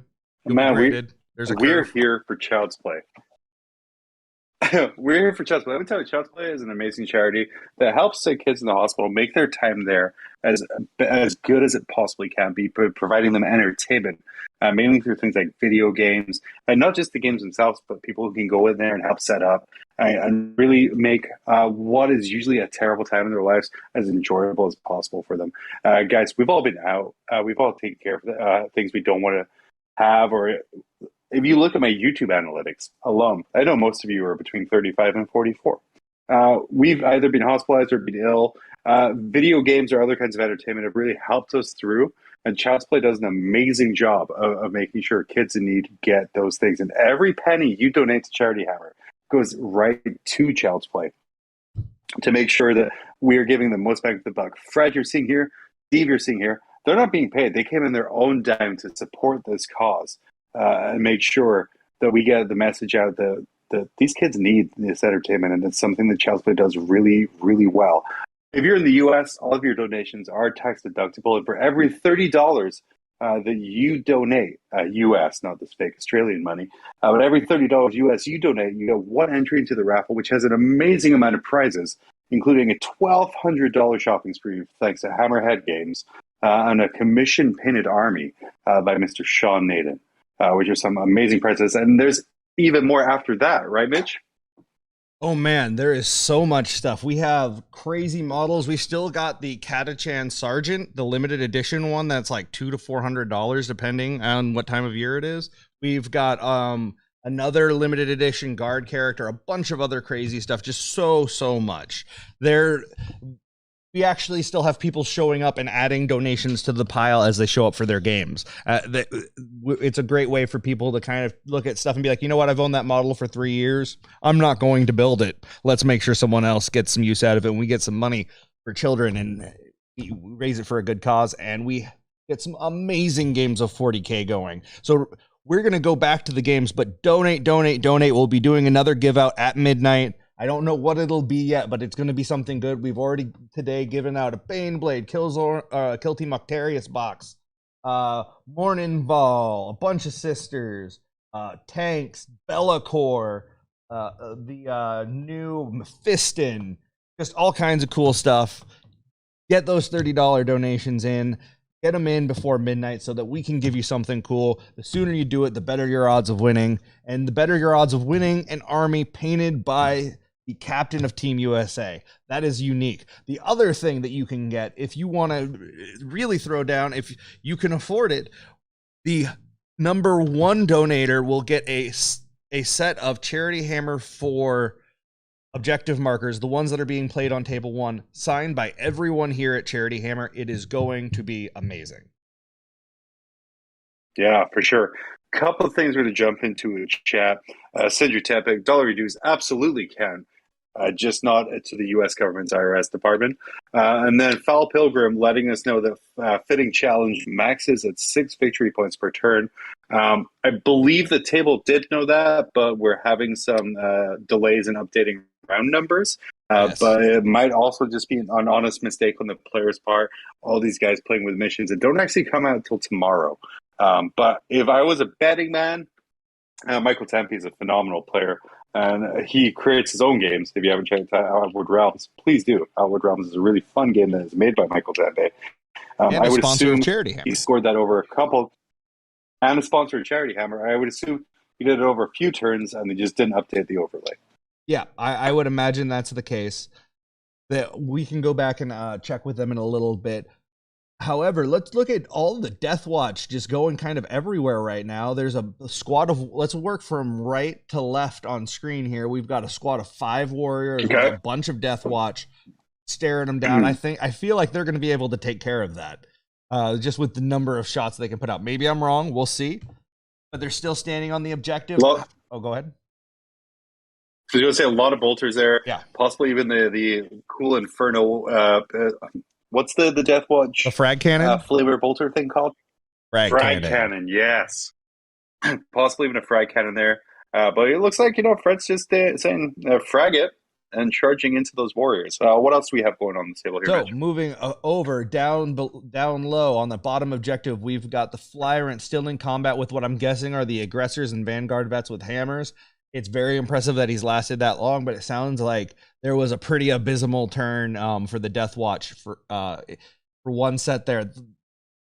Fred has the tools to kill that Flyrant. He has a captain that can ignore invos, a lot of different things. But it doesn't matter if you don't wound or like all saves are just made. So we see the bikes going up top and over into the middle there for the objectives. They have combat squatted out, and they are still infantry though. And OBSEC, so he is making a serious play for that objective, I think, trying to strip that off. We also have a whole squad trying to, that is going to go and take that objective from those warriors up there. He is trying to shut down Steve. He is really going hard and betting that he can do some serious damage. I'm guessing that those are aggressors Possibly. I'm not, because the bases look too big to be the Vanguard vets. So maybe he feels like his aggressors can pick up enough of those warriors and then survive the clap back to make it happen. And you have to believe in some part that charge was inspired by shock tactics the secondary Fred took there to just Absolutely. retake an objective and kill off. We only have a couple warriors on there, so Steve's going to have to make some choices about whether he wants to pull off the objective to give Fred points or stay on there. Well, let's look at, so right now we have the combat that's happening on the right. If those warriors go away, if the Flyrant goes away, and if a good chunk of the warriors on the left go away, and then the warriors in the middle take any losses, Steve is in real trouble. I don't know what his CP situation is. It looks like it might be 2 or 1. I'm not sure. But this is not necessarily a good situation. Oh, yep, here we go. A couple warriors go there. Another one. Oh. Yep. Squad's down. And just wounded on that one, down to 2 wounds. And really important to remember, he also has the 4 damage heavy thunderhammers in this list, which he might be rolling for right here, which just pick up warriors, even when you have feel no pain. That's a lot of ones in that roll. But that just picks up oh, that's a lot of ones. That was definitely the hammers, but just down to 2 warriors, and we're going to see what else is going to go through. Oh, he did not pick up 1 dice there, but that's okay. That's Fred, buddy. Get rid of those dice. 3 more ones on that roll. Yeah. Well, they aren't his dice, but they are doing him dirty. Throw them. 2 more ones. Oh man, and throw them in the trash. Rolling like a boss there for Steve. He is holding strong. 1 warrior is okay. 2 warriors is a problem. Models are getting picked up. Those warriors hit very hard. Mm-hmm. He needs to pick up. He needs 2 more wounds to be sitting in an okay situation. I think he was really hoping to wipe this squad. And I hope he doesn't put himself in a situation where if he spends CP, he needs somewhere else along the way, because then that's really going to jam him up and he will collapse quick. Death Watch have to be played super technically well. If you mess it up, it really bites you. You do not have the wounds to spare. Mathematically, those warriors should be dead. But Fred, I mean, we never blame dice. That is the first sign of a good player. But Fred rolled more ones than I think I've ever seen in a round of combat. It was real bad. 2 more ones in that pile. Fred, buddy, switch dice with Steve. I beg you. Another one.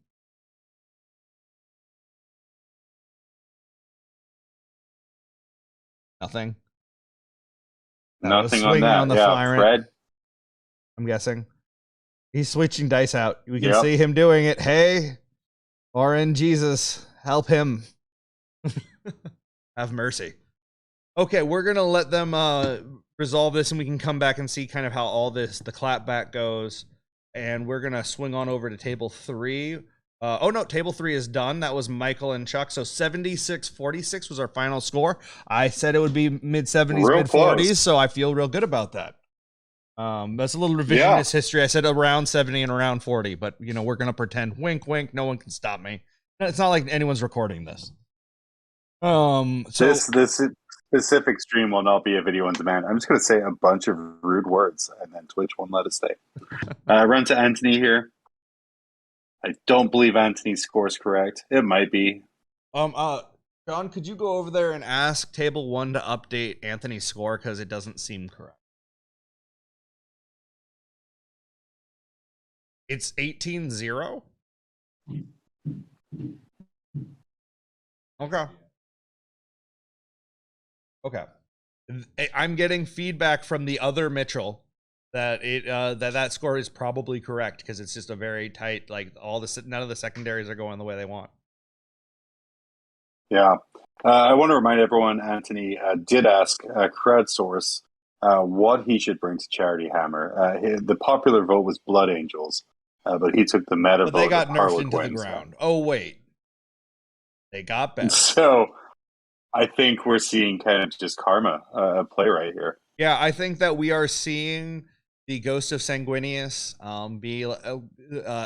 hook up with Segarak and be like, yeah, so I've got a really funny play for these guys. Bro, it's just a prank. It's going to be a tragedy. Imagine this prank. Yeah. We're just going to not score. Yeah. So just imagine no force, just none. He needs force, just threes. Oh, just threes all day long. The classic reroll ones and rolling nothing but twos. Yeah, absolutely. How is chat doing? Let's check in with chat. Let's check in, boys. What's going on here? Yeah. Shoot out some Causing, questions. let us know. Yeah. Causing, let us know. Forge World Knights would be fixes as people not wanting me to take my Crassus Knights at all. Buddy, I'm so sad the Forge World Knights aren't as cool as they could be. I would love some more X action. But not enough to lose the cool stuff I get from the War Pups. Could you imagine how gross Forge World Knights would be with some of those upgrades? Don't they get the keyword now? I thought the FAQ changed that. I don't believe you can take the. You get the dread table. You get that kind of cool stuff here. What you don't get is the upgrades, the pointed upgrades, which is escaping my brain right now. Yeah, that's real important. The favors of the dark gods they do not get, but at the same time, favors of shark frogs. What? The favors of the dark gods, but I feel that would be disgusting if they had it. All right, so let's see. Check in on the other game. Yeah, let's move across. Keep it going. See what we got here. So those warriors sort of piled in more in that objective. Real bad news for Fred. That's going to hurt his shock tactics. Well, I think the question is, does he? If he's taking that center objective, it might not matter, and he has also smartly moved off of one objective, so he can move back onto it as well for taking an objective. Oh, yeah. Fred is really good about that.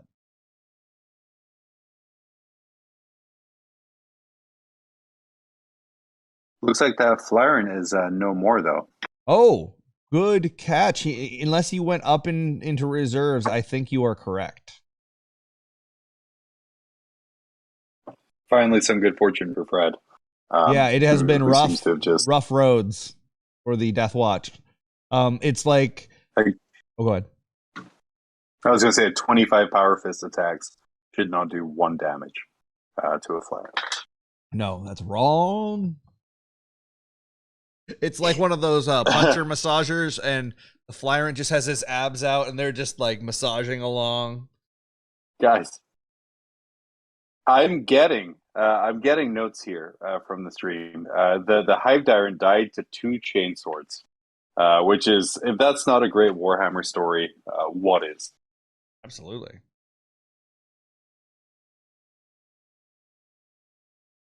We're being told that on the Anthony Matt game, the extra objective markers are for both Spore nodes and Take Your Places. So it seems that both places are extra objectives in the same one, which is a little bit of a lull. But I would call it spiteful. It's spiteful. But trying to come to the game and deciding which one is Spore nodes, which one is Take Your Places, awful. So thank you for doing that, even if it cost you the game. Yeah, no, it is appreciated.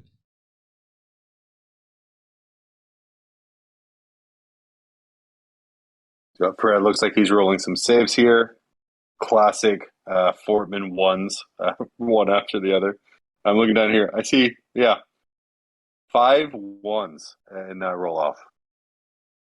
And that's the squad.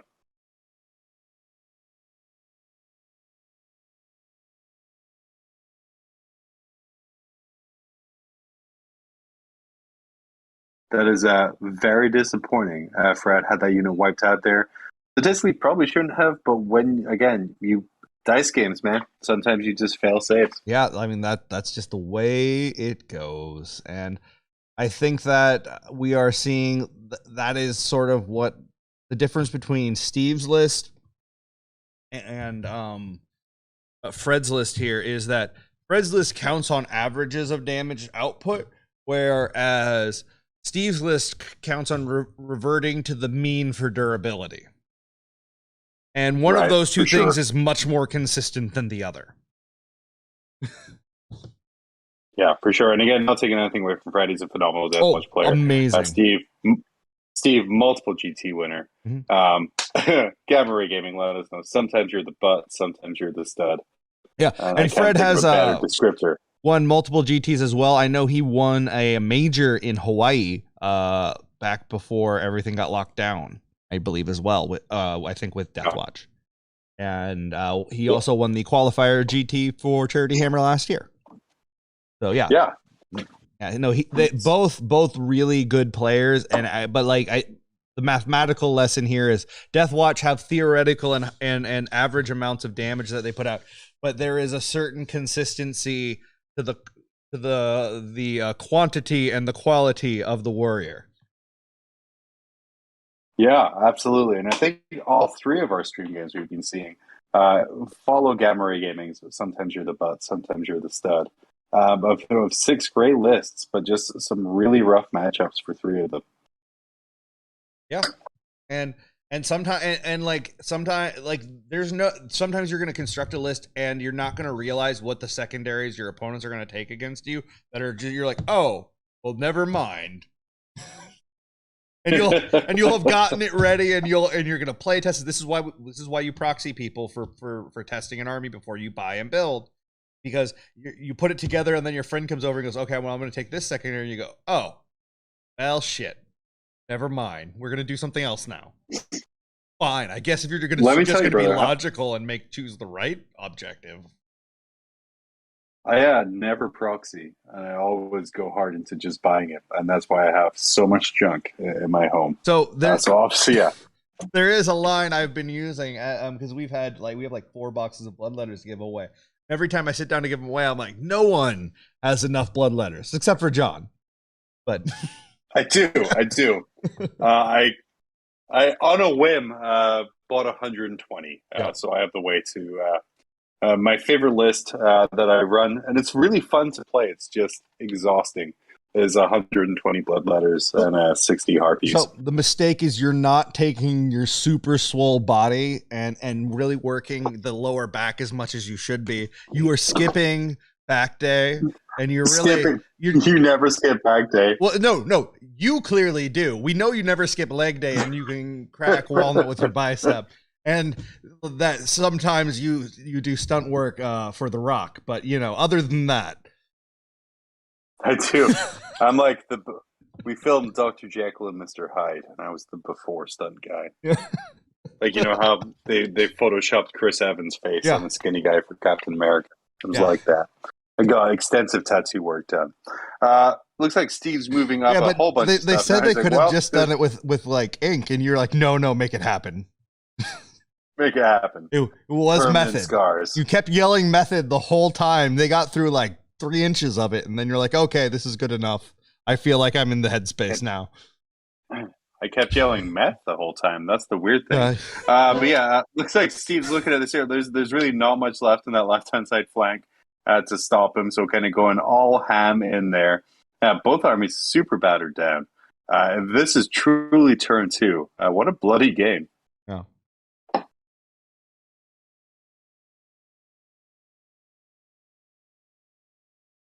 Yeah, he got the tattoo to get into the headspace to break down the dichotomy of the Dickensian Jekyll and Hyde, like he said.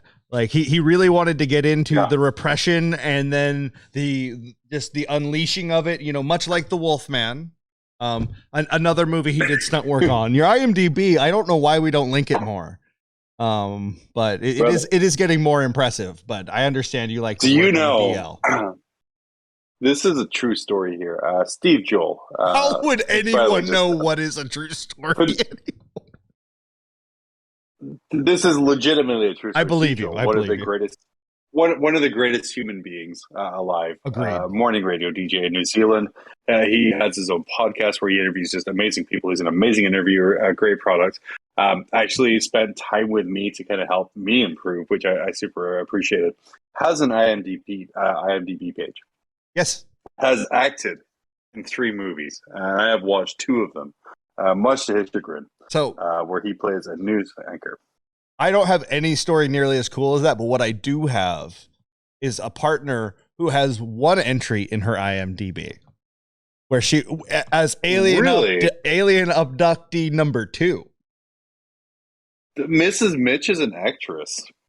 So here's the fun thing: there actually is we do like to do a weekly movie night. So the next time you are in town, we will secure this indie film that she helped a friend out with, and we will all watch it together, and we will have a great time, because I know that your passion for bad movies matches my own. It knows no bound, and now I have a flight credit I get to use. So yeah, absolutely. The next GT event, I'm gonna hop on down and watch bad movies. Let me see here. I'm gonna while over this. I'm gonna go to IMDb here real quick. This is the benefit of streaming. But anyway, yeah, please update. We're gonna slide, maybe even slalom over to the Matt and Anthony game. I don't know. That was more of a skid. Sorry, guys. I'll clean up my form. Let's see what we've got going on here. Still lots of Harleys left. I see a pile of Gaunts done in that signature Matt Evans way, where you can tell they were picked up with one hand and let go of just as easily and carelessly as my father let go of my family. No, I'm kidding. But not a lot of nids. It was my left. family. Yeah, that's true. We are half brothers. I was really glad he picked us. Yeah, for sure. Me too. No, looking at it here, it looks like Anthony got rid of a lot of the nits, maybe looking at just picking up and cleaning up for the rest of the time.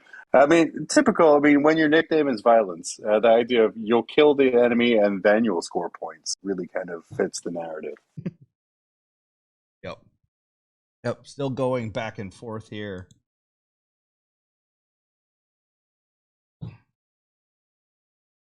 So let's just jump in on here real quick. Yeah. Steve Joel was in a TV movie from 2008 called Aftershock, where he plays Alex Smith, who is a news anchor reporting on terrible earthquakes in New Zealand. Amazing. He was in the What Now? 2001, he was in the What Now 20th birthday special. What Now for Kiwis, when I was probably a popular New Zealand show. He played himself and also a character called Manly Jack. He was also in a TV series called The Strip, where he was a TV journalist from 2003. That is Steve Joel's acting credits. Amazing. And he will now never talk to me, as I've publicized his many works. But that's okay, because as he pushes you away, I wish I could. As he pushes you away, it'll only verify everything that you know deep down inside yourself to be true. And in that, there will be sort of a hardening or calcification of what is left of your spirit, and that's okay. That's just you'll be that much more of an adult. Yeah, absolutely. Sorry, was that? Well, you know, I went too dark. No, that was true. I'm referencing my heart issues that I'm bound to have. But Mitch, well, you're Scottish. I just took a shot in the dark. It was just going with statistics. That's real statistically appropriate there, yeah. The American telling the Scottish person, "Oh, I'm going to make cholesterol jokes." Oh, I'm sorry. I need a minute. Eat healthier. Yeah. Oh man, deep fryer meat, deep fat pressure fryer. The best one was a deep fried banana. I think it's the greatest thing I've ever had. I refuse to have anything healthy for me. Honestly, if you did that with some deep fried ice cream, that sounds probably pretty great. Like just doing a whole deep fried sundae, I think that's going to be great. Cover it in batter, throw it in a fryer, you're all good to go. Gamma Ray Gaming, Mystery Science Theater, 3,000 fans. I'm not a huge fan of that show, but I do tend to look at the movies they watch as I want to add my own bad commentary, as you guys can tell from watching this. Oh, yeah. No, it's excellent commentary. It's just that our jokes are terrible. Let's be clear. The commentary I feel like we're doing is some grade A nutshelling for the audience here. And you good people, again, charityhammer.com, donate to help those sick children. Otherwise, you're probably a bad person. I mean, I think that's how that would work. If you don't help children and you can, right? Like that's got. I feel like that's a moral imperative. I will guilt you. Gotta be. And hey, actually, just be selfish. Don't even do it for that. Just donate to get into the raffle to win some amazing prizes. Do it. They joke about having blood ladders, but man, you can even get good units. There's a ton of great units, a bunch of local supporters and sponsors, a bunch of international supporters and sponsors too. All of the prizes are for you for donating just $30 for one entry. And you too could bankrupt Hammerhead Games by buying $1,200 of War Dogs, which is approximately 37. We also have the chance for you to win a whole 2,000 point army custom painted by Captain WTC America himself, Sean Naden, and a whole litany of other prizes, some supplied by Art of War, all kinds of different things. Like it's just crazy. There's so much stuff. Donate. You don't want to be a bad person. We've already been over this. What are some cool things?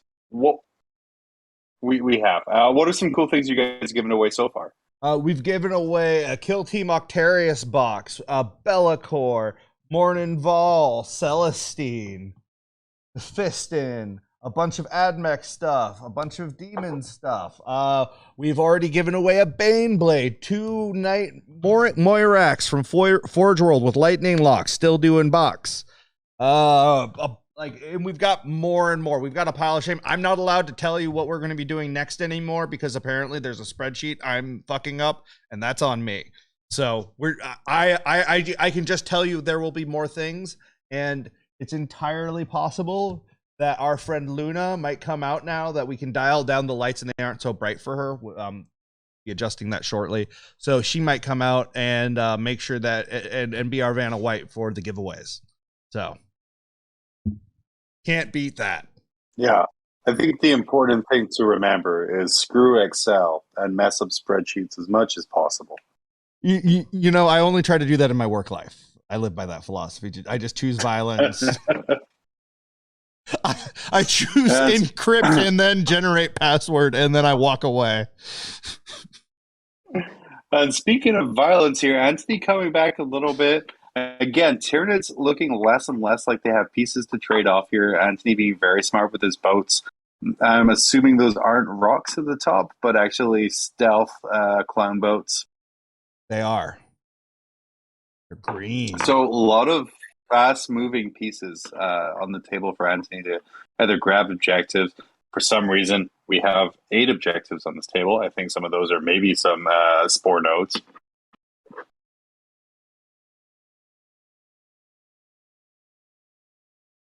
Or maybe Anthony's just stacking the decks. All of the objectives are in his deployment zone. He likes them to know where home is. That's fair. And you know where home is for dice? Where the pips are.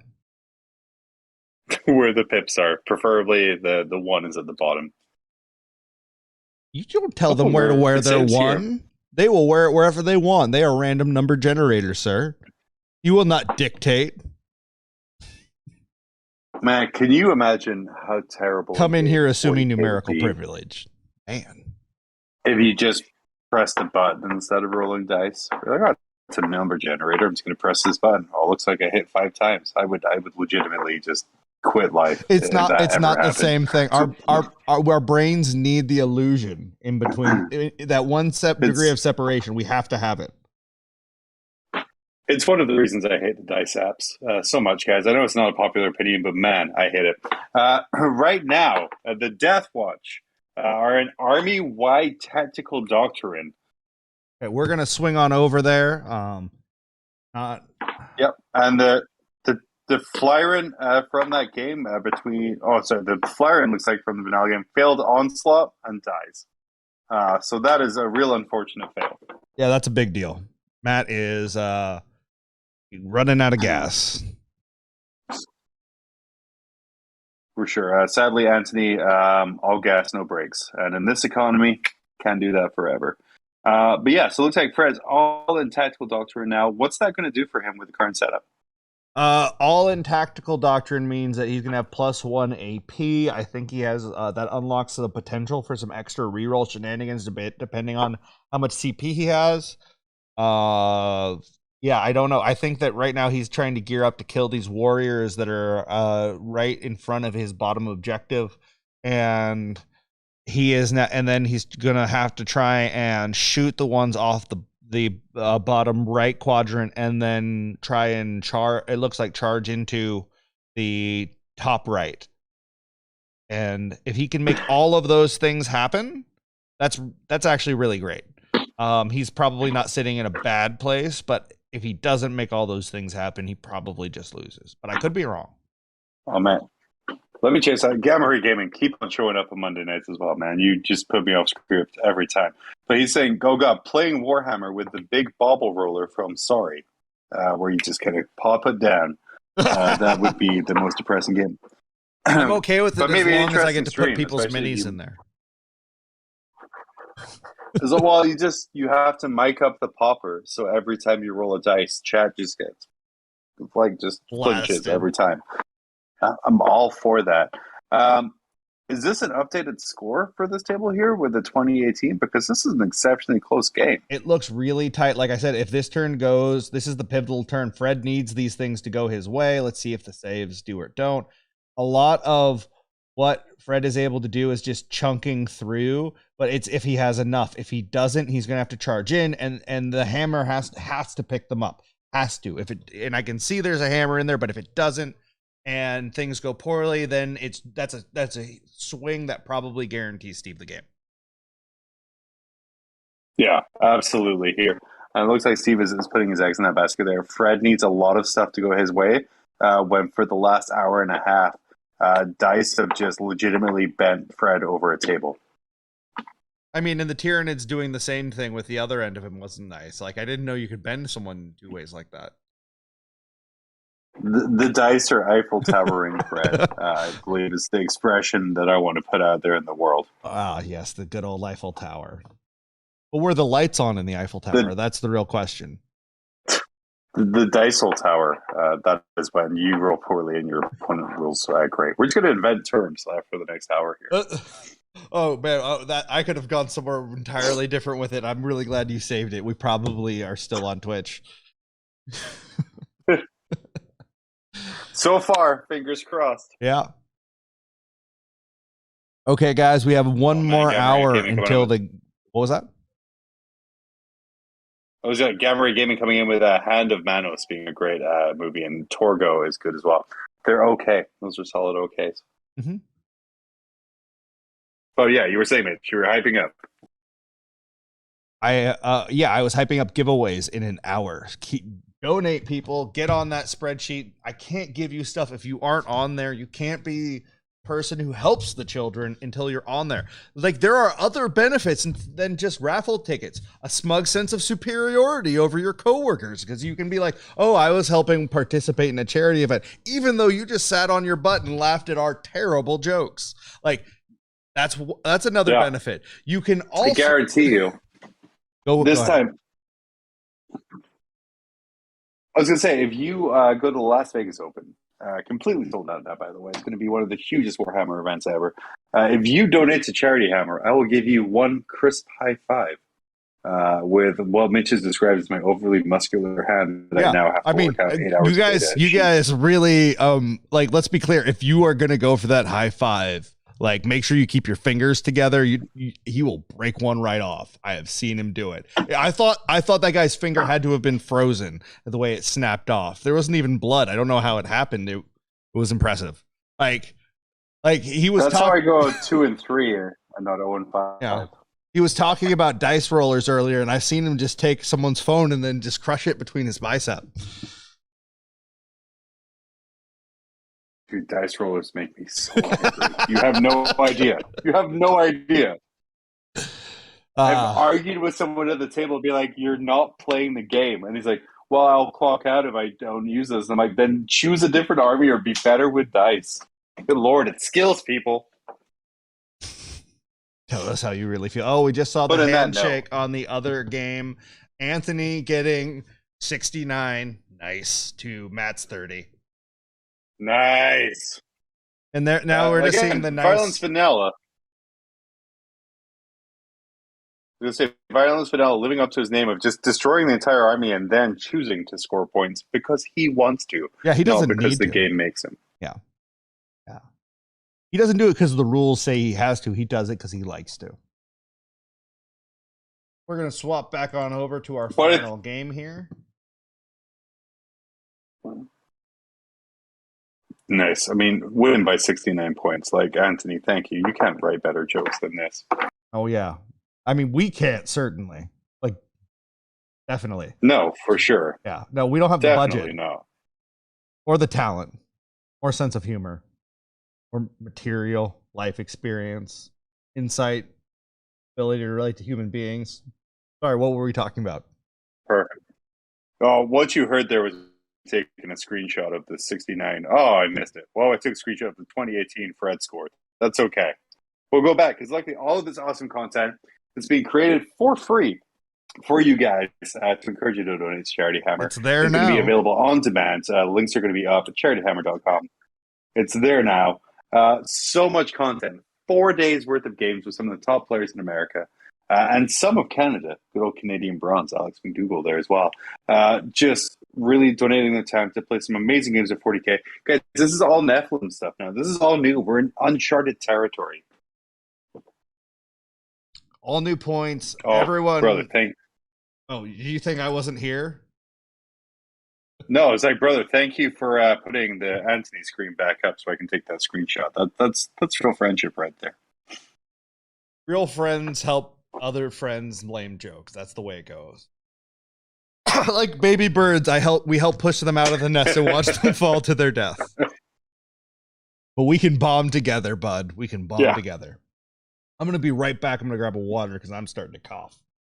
My throat is drying out from all this talk. Yeah, absolutely, man.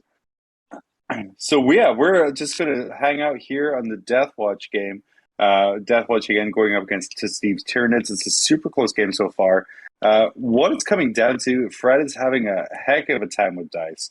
He tried shock tactics on that top left objective, but Steve said, no, you're going to roll a bunch of ones, and I'm going to wipe most of your unit.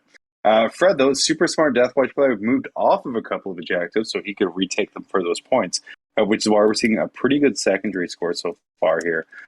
We're also seeing him move up on the top objective, trying to take down some of those banners that were put up so it stops Steve's passive scoring.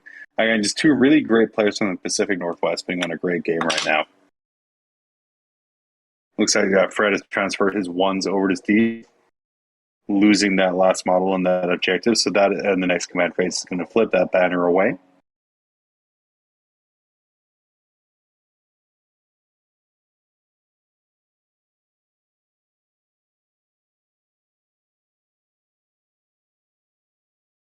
And not much assets left on either side, but definitely enough to score here for Fred's round 3. Doing some major work in close combat to get rid of some of these Tyranids here. You gotta love some animated shaking and pointing, though, so I appreciate Fred for doing that, really getting into this game. And guys, why am I here rambling to myself about a Death Watch army for now versus Steve's Tyranids army list? Because of Child's Play.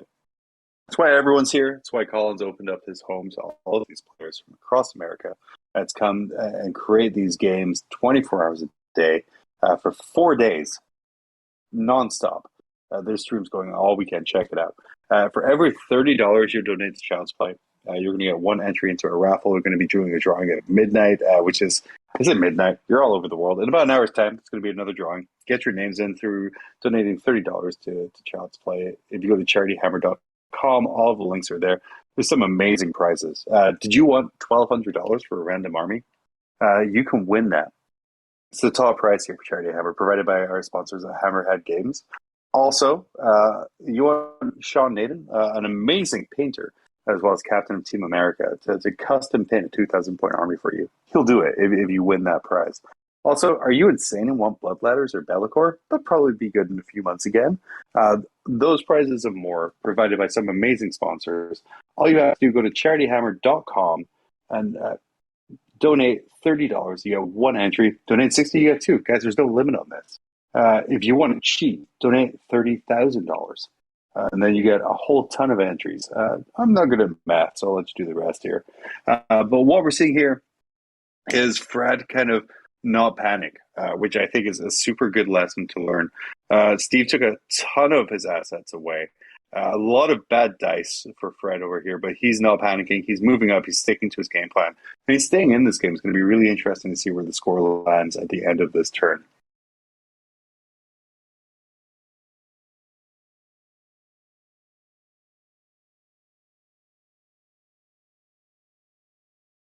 Guys in chat, go ahead, answer any question or ask any questions you want. We're going to be open books here. If you want to ask about Steve Jules' movie career, I'm here to talk about it. I'm for it. Want to talk about bad movies? I'm here. I'm for it. Want to talk about Fred's cool, calm composure as he slowly removes banners, which I'm assuming are covered in goo from objectives? I'm for it.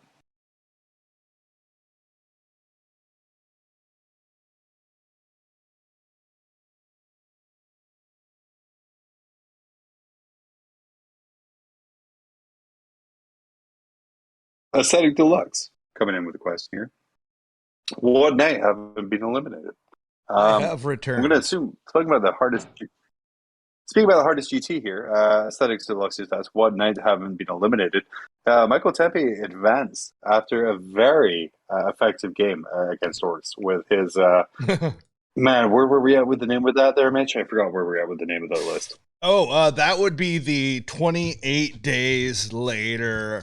Bullet for My Valentine, Pound the Paws Downtown, Excelsior 69 night list. It's 13 War Dogs. And it was brutal, and he chose some great secondaries. That was perfect. No notes. Chose some great secondaries. No notes, yeah. And so he advanced against Chuck's Orcs. Unfortunately, it turns out taking a bunch of Psychers against Knights, not a great idea, especially if they're characters. They scored very well very early in that game. It was a pretty early finish there. We also saw Anthony Vanilla advance as his Harlequins defeated a really rough-looking Tyrannid army.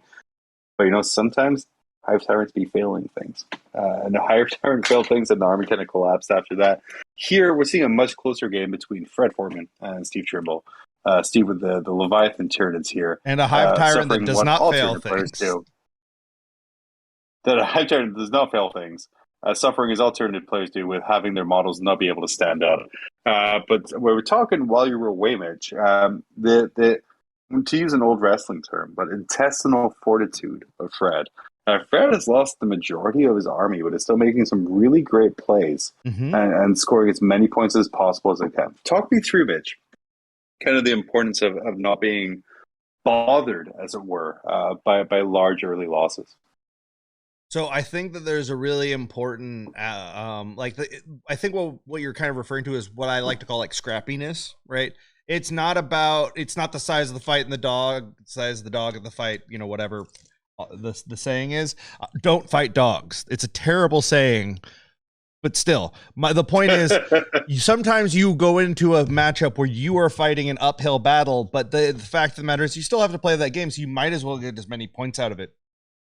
And it's just a human psychological fact that if you are looking for opportunity, you are going to see more opportunity. That's just how human brains work. So by always focusing on, okay, how do I get what I can out of what I have? How do I make the most out of what I have? That keeps you looking for those opportunities, and it helps you find ways to win. That's how you see some of these exceptional players who've been playing for a really long time, like Fred, be able to have comebacks in ways that maybe a less veteran player is going to struggle with. He's played horde armies, elite armies, knights, everything in between. He understands that he can win with just a few models left if that's what it takes. He can win with no models left if he plays his cards right. And that's what he's doing. He's playing it as hard and as tight as he can. Steve doing the exact same thing here. Let's be clear. There is very little left for Steve, and he is trying to get everything he can out of this as well.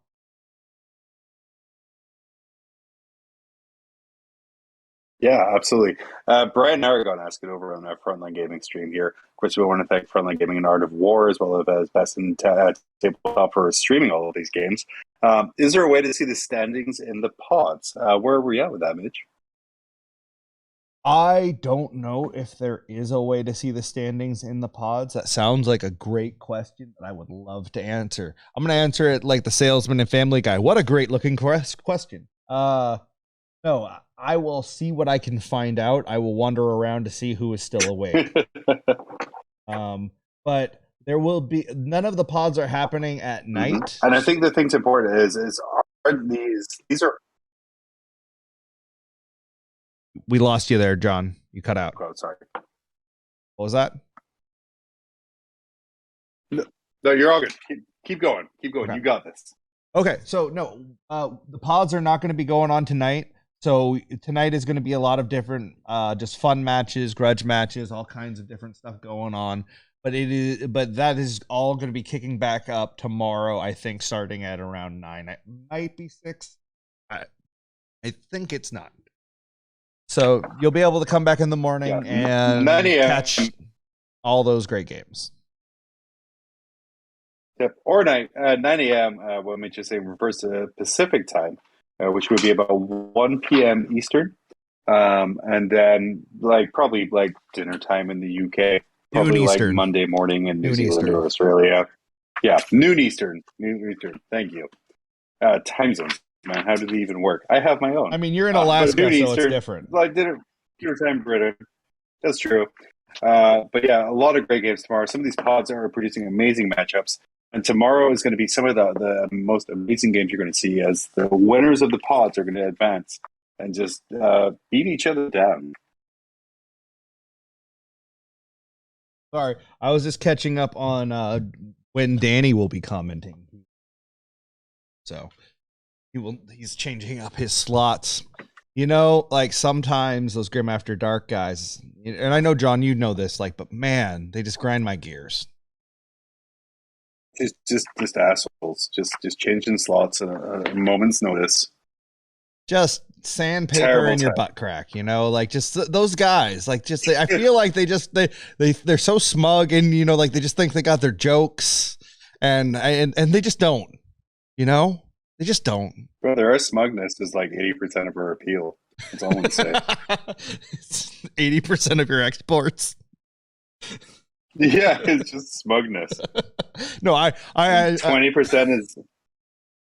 I say 20% is Danny winning things because I certainly don't. Well, no. 10% is Danny winning things. 10% is Danny's chuckle.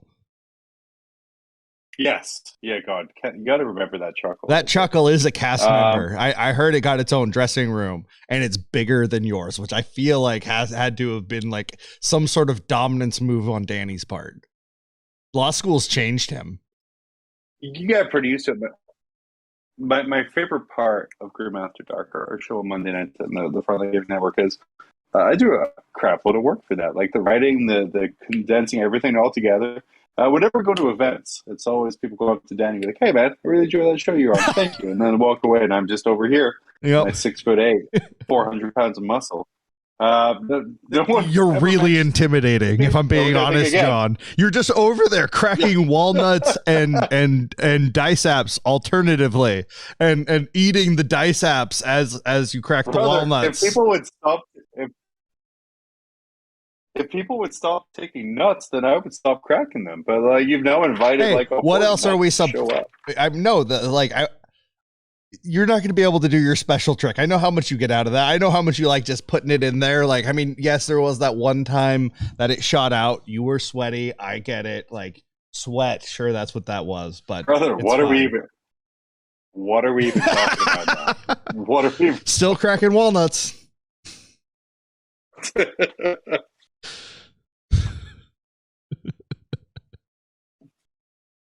Oh man, let's see. What do we see here? Looks like Fred has back to the game. By the way, those containers are the third player because they keep beating people. But Fred looks like he has a Chaplin bike in the top. Is that a Chaplin bike? I thought I saw those X's over there. Very possibly. Over the front of the. Very possibly, and that looks like it. Yeah. No. The bottom objective, he has one guy left, surrounded by warriors. And then it looks like there might be a couple guys on the top, between the top two objectives in the center. But again, going for that testicular fortitude of Fred, of just maximizing as much points as he can here. Oh man, yeah, he is scrapping out every bit. But this is where the thing is when you play out these games to the bitter end like this, you pick up tricks that you apply earlier in the game in other games. But that trick is something you wouldn't have uncovered unless you were playing every little scrap of what you had in front of you. Like it's the thing of like until you go down in the crawl space to see what's there and you do the dirt, like you do the work, you have no idea if that's a raccoon or a hobo living under there. You just don't know. Yeah, I think the important thing to notice here is for Steve, his score is pretty set as his friend, apart from no prisoners. He's going to make a huge swing for both of them, I feel. Because even though the Tyranids are up in models right now, Fred has removed a heck of a lot of those little bugs.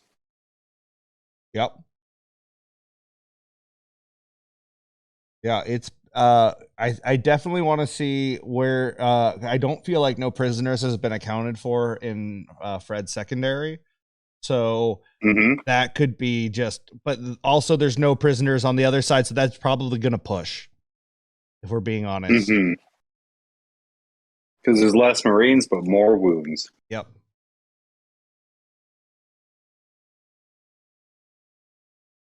But we shall see. But a great game by both again. And again, just what Mitch was saying, like about learning and defeat. Keep playing the game to the end. I know it's always the opinion is to just, if you know you're going to lose, just kind of accept it. You guys, the game means that you get a 0, and you don't want to do that. And also, you learn so much by learning how to scrap for whatever points you can. It makes you a full game threat rather than a half game 0. Absolutely. I think that the losing is learning is one of the most important things that you can really take to heart. And what I encourage people to do is play high model count armies to begin with, because you're going to lose a lot of models no matter what, but you're not going to feel like you've lost the tools to play. And as you get more experienced and have more finesse and depth of kind of skill, you will be able to operate those elite armies in a way where they are able to survive long enough to do the things they want to do. But you have to work your way there. That's my philosophy on it. Yeah, for sure. Like playing for me for the longest time, I played Death Guard with Poxwalker spam or like 180 demons, and kind of playing those games where you're losing 20, 30 models a turn. You really got desensitized to it, and it kind of helps you play your game better because each loss isn't affecting you. Going from like a Custodes army where you lose 3 guys, like, well, that's a half my army. It can kind of break your brain. So kind of playing hordes is a great thing to do to really strengthen yourself against the bad brains. Yeah. Okay, so it looks like I think they're tallying up. I'm guessing they're to the last, right? Or they're not to the last. No prisoners right now. I'm gonna go grab our stream host, Chuck, so he'll be available to keep covering things after this game wraps up until we get to midnight for the next set of streams. So I'll be right back. John will tell you about the amazing charity and his abs. Well, first, let's talk about Child's Play. What does Child's Play do? It helps sick kids in hospital keep themselves entertained at some of the hardest points of their lives. Guys, I've seen my YouTube analytics. I know most of you are between 35 and 44. When you are sick, it is miserable to be by yourself, especially in these times where hospital guests are limited. What Child's Play does is it provides entertainment for those kids. It gives them video games, consoles, people to help set them up, so we're not expecting some, poor nurse with 37 patients in a half hour to do it, and kind of really makes that time as enjoyable as possible.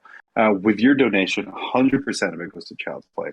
This is something that Colin Sherman from the Best in Tabletop Network is putting on at his place, on his dollar. Everyone you're seeing here player-wise has paid their own way to get here to support this cause. And you can support it too by going to charityhammer.com and donating $30. And with every $30 donation, You got one raffle ticket. And what does a raffle ticket get you? So much stuff. Guys, I talked about Horde armies. Why don't you just win a bunch of bloodletters? That's in the prize pool. There's a Be'lakor. There's probably a demon book coming this year. He'll probably be good again soon. You can get ahead of the curve. Pre-bandwagon Disciples of Be'lakor again. The big prizes coming at the end of the weekend here. You could be entered for a chance to win $1,200 store credit at Hammerhead Games. And guys, you all play Warhammer. $1,200 is an entire new army. It's a great thing, and we want to thank our friends at Hammerhead Games for making that available. Who better to pin an army than the captain of Team USA, Sean Naden, American Jesus himself. He will commission paint a 2,000 point army for you. And if you have seen commission prices, a lot of them are reasonable, but for a 2,000 point army, that's a heck of a lot of money you're saving to have a beautiful army commission painted by Sean Naden, which in itself is a boastful point. So go to charityhammer.com. You can find the full schedule there. You can learn how to donate. We want to thank everyone who has donated and everyone who continues to donate and support this every year to make this just the most fun event we possibly can for 40K. As we see now, back on stream, we're finishing up this game, it looks like, but we have a tied 30-30 score. Steve ahead on primary, but behind on secondary so far. Fred ahead on secondary, behind on primary. No prisoners is going to be such a swing in this game, but it looks like both of them are playing their hardest to make sure they maximize those points, so we're not relying on one secondary here. Steve, to the point of just destroying the terrain. He just wants to punch it out of the way. That's how much they care about these games. And Tepek, welcome along, bud. Nice to see you. Have some great comments here. Never go into the crawl space. I'm assuming that is something Mitch said that I just blanked out. But it's also for someone who just finished the horror fiction class. Just good advice in general. And then Amish Stig on the Biffwatch Twitch channel letting us know. Yeah, absolutely. As long as it's not genuinely over, fight the uphill battle and hope our Jesus has a sense of humor. Absolutely. Again, you never lost. You just have more to learn. And man, do I learn a lot. We're flipping through some pages here. We're looking at the mission. We're playing Tide of Conviction as the mission. This gets unique because this is one of the ones where you hold 2, hold 3, or hold more. So it really limits the primary, and I think we're seeing that here, where Fred has done a really good job of countering Steve's ability to hold objectives. You only receive a Battle Force CP at the start of the command phase if you control the objective marker in your deployment zone, so that's where we saw a lot of holding there. And then for the progressive endgame objective, at the end of each player's first, second, third, and fourth turn, the player whose turn it is scores 2 victory points if they control at least one objective marker in their opponent's territory. So again, I think that speaks a lot to sort of the aggressive player Fred and really shock tactics and banners, forcing him out there. It's going to be a really close game. It's going to be exciting to see where it goes.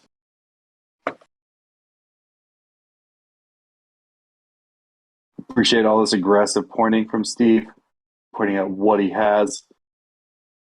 Guys, if you want to make a narrative, I don't have player mics, so maybe Steve's yelling. Maybe he's writing a note about how much he hates Fred based on his measurement and movement. This is a very aggressive model movement for Steve. Like, honestly, I want to know what's going on here. We're just rolling dice and throwing stuff around. Guys, you have like 38 minutes left. This isn't down to the wire. Something we're noticing from this Nephilim book is these games are ending quickly. And I think some of that comes from the fact that these guys are trying out new lists. These games are played with Nephilim rules, new points, and the new balance data slate. So these are some of the best players in the world. GT winners at the very minimum, creating new lists to try to maximize these secondaries that we have here.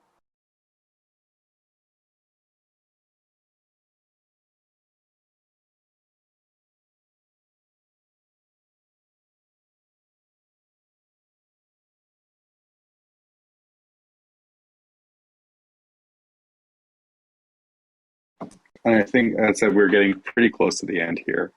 Steve moving up, so he holds a lot of the objectives. Fred kind of falling back onto the objective here, but it's very, very close at this point. The no prisoners going to come down to it, looking at the kills and thinking Steve has a few more points for no prisoners. It's really going to be guaranteeing those primary points, which is what Steve did this turn. It was hold as many objectives as he possibly could.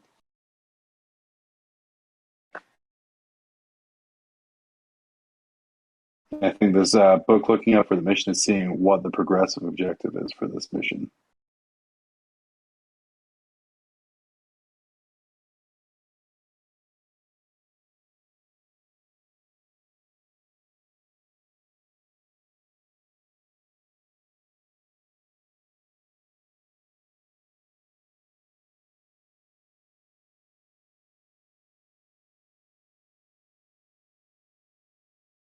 Hopefully get an update here about where we're sitting score-wise. Our chat's coming in. Looks like for his last turn, or the last turn here, we went Space Wolves again, Army-wide Assault Doctrine.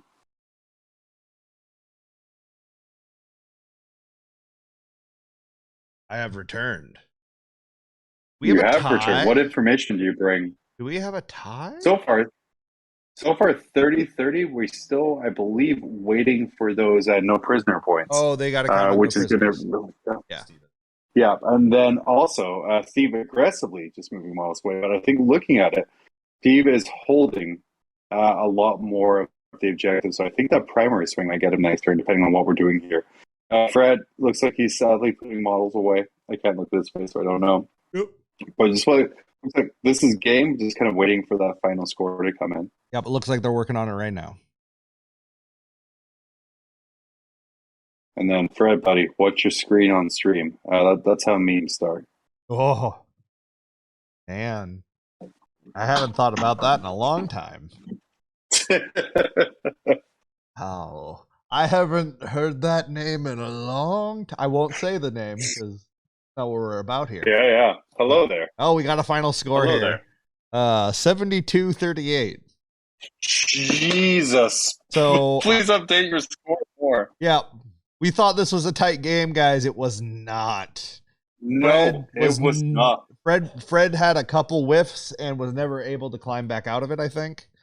And we just see again, it's the averages and spikes versus going back, or like reverting to the mean. It's like just the meat wall continues. Yeah, absolutely. So Steve advances, looks like here. Absolutely. From what was not a close game at all. Really utilizing his flyer and really well, utilizing his warrior movement. Fred, real unlucky with a couple of assault phases, but again, in dice games, you have to minimize the need for dice, which is a weird thing. Steve did a great job of that. Fred saw what happened when you rely on heavy thunder hammers. Yeah, they can just bite you. Okay, well, our MC went to bed a little early because he's tired, I'm guessing. So, John, do you want to just chat with me for the next half hour? Heck yeah, bud. Let's do it. What do you want to talk about? Well, I think that we're effectively just going to be doing our own little podcast for the next half hour. So why don't we let the chat pick the topic for that podcast? Yeah, guys, what do you want to know?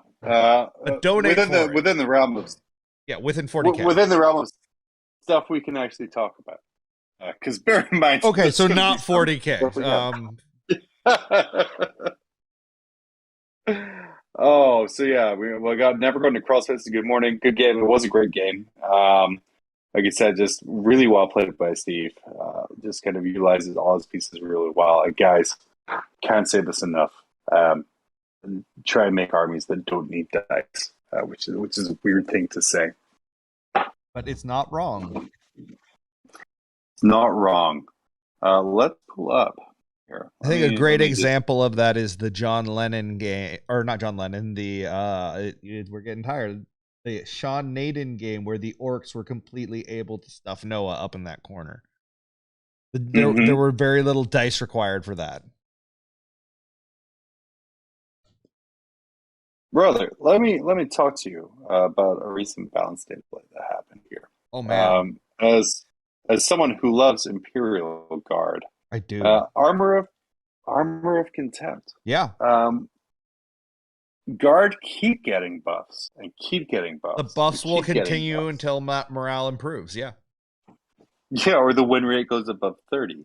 But what's your take on this? Armor of Contempt were you expecting to wake up on a Wednesday or Thursday morning to be like, well, I guess a Baneblade has a 2-up save now? I mean, I that would have been great if it was the problem, but it's not the problem. Problem is that guard can't exist long enough to hold objectives, which just doesn't really fix. I mean, it makes some really, like, there are a bunch of meme lists I want to do with 4 tank commanders now, where I'm just like, hey, guess what? There's 30 wolfing in front. You're never touching me. Ha ha. There's a bunch of stuff like that, but the problem I feel like is the tanks are now a bit better. Cool, our tank commanders were already the best thing we had. The super heavies can't hide, and they're still in a world where they can just be shot off the table pretty much on a whim for a lot of armies. So I actually could see the with the buffs that other armies received, I think the guard win rate goes down further. I think it goes down further.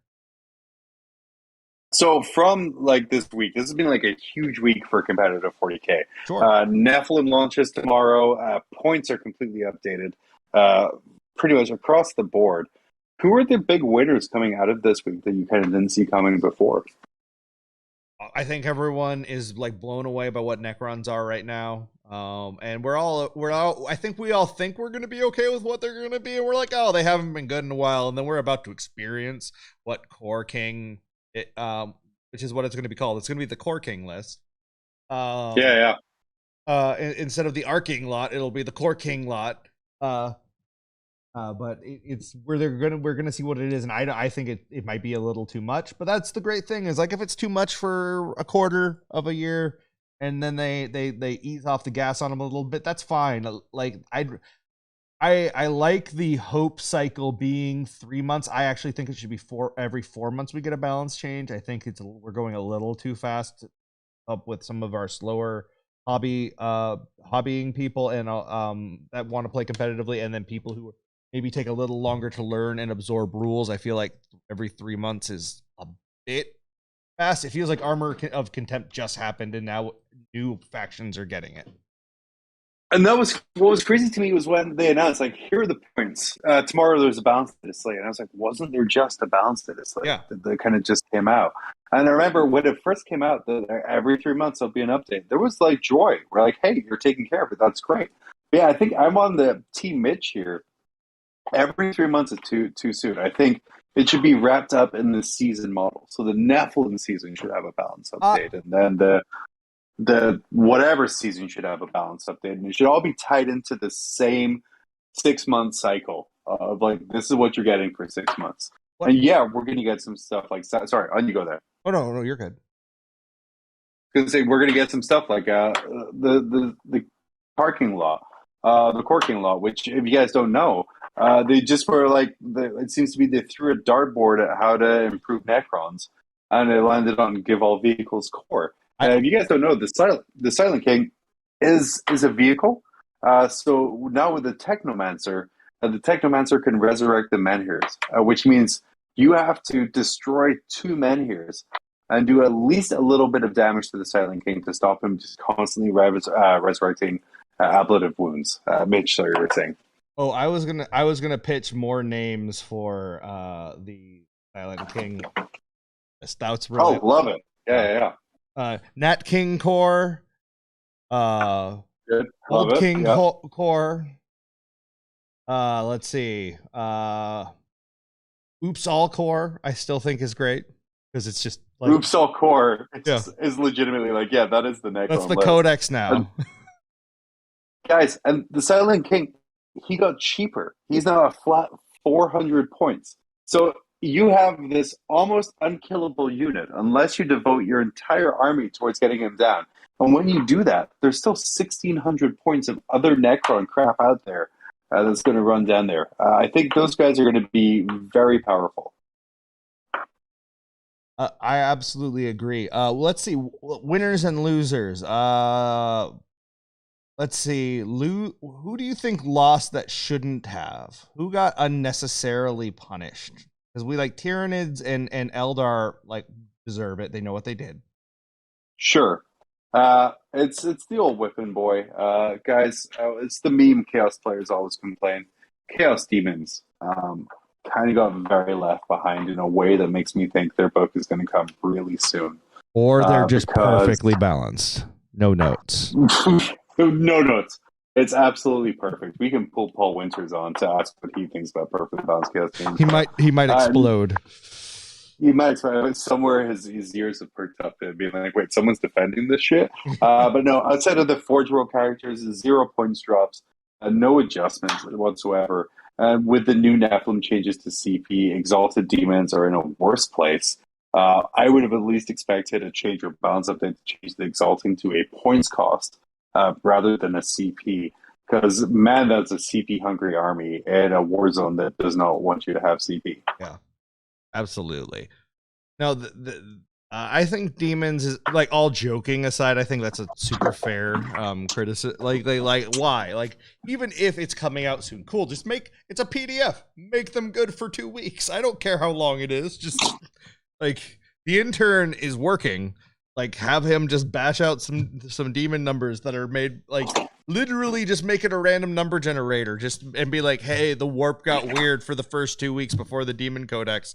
Like, bloodthirsters are a point, but you can only take 3 of them. Brother, the demon, I believe the rules writer for demons, actually, his roommate plays demons, and he cannot beat him. And that's the punishment that's being suffered because of that. It's just like, yeah, he's just like, no, not until you apologize for what you did to me. Like, no, I'm not releasing the book. It's not coming out. No, you say sorry. That was not okay. What happened in 3.5 was not okay. Well, there is starting to be rumblings through the grapevine about a demon book coming, and a lot of cool things. So hopefully this is a temporary phase. Also, I don't think these changes did Space Marines any favors. We're seeing kind of again a lot of other buffs and things. There's huge buffs for their points. All of their flyers, flying ladies got cheaper. Their secondaries got a huge boost now that you can take more than one. But Space Marines kind of stay around about the same, and that kind of makes me think again that there's a new book coming from them from how little they were touched for the flagship army. I think Space Marines are have been stealth buffed just because there are so many faction secondary combos available to you. That I think that we don't even know yet what's going to be really good there. That's just my initial read. I don't think that they got directly buffed in any way other than Sangard, which is just amazing. Why not? I guess let's just send more of them out into the world. Why not? But don't clip their wings. You want to know who got indirectly debuffed into the ground is AdMech, because man, you do not want to have to take a bunch of their facts. AdMech still paying for the crimes of being good for 2 months a few years ago. Yeah. Mitch, take us through where we are in the meta right now. I know it's near and dear to your heart. AdMech. So the good news is actually they did have some units lose points. Like the both types of the Electro Priests got cheaper, and I think Ruststalkers went down a point for some reason.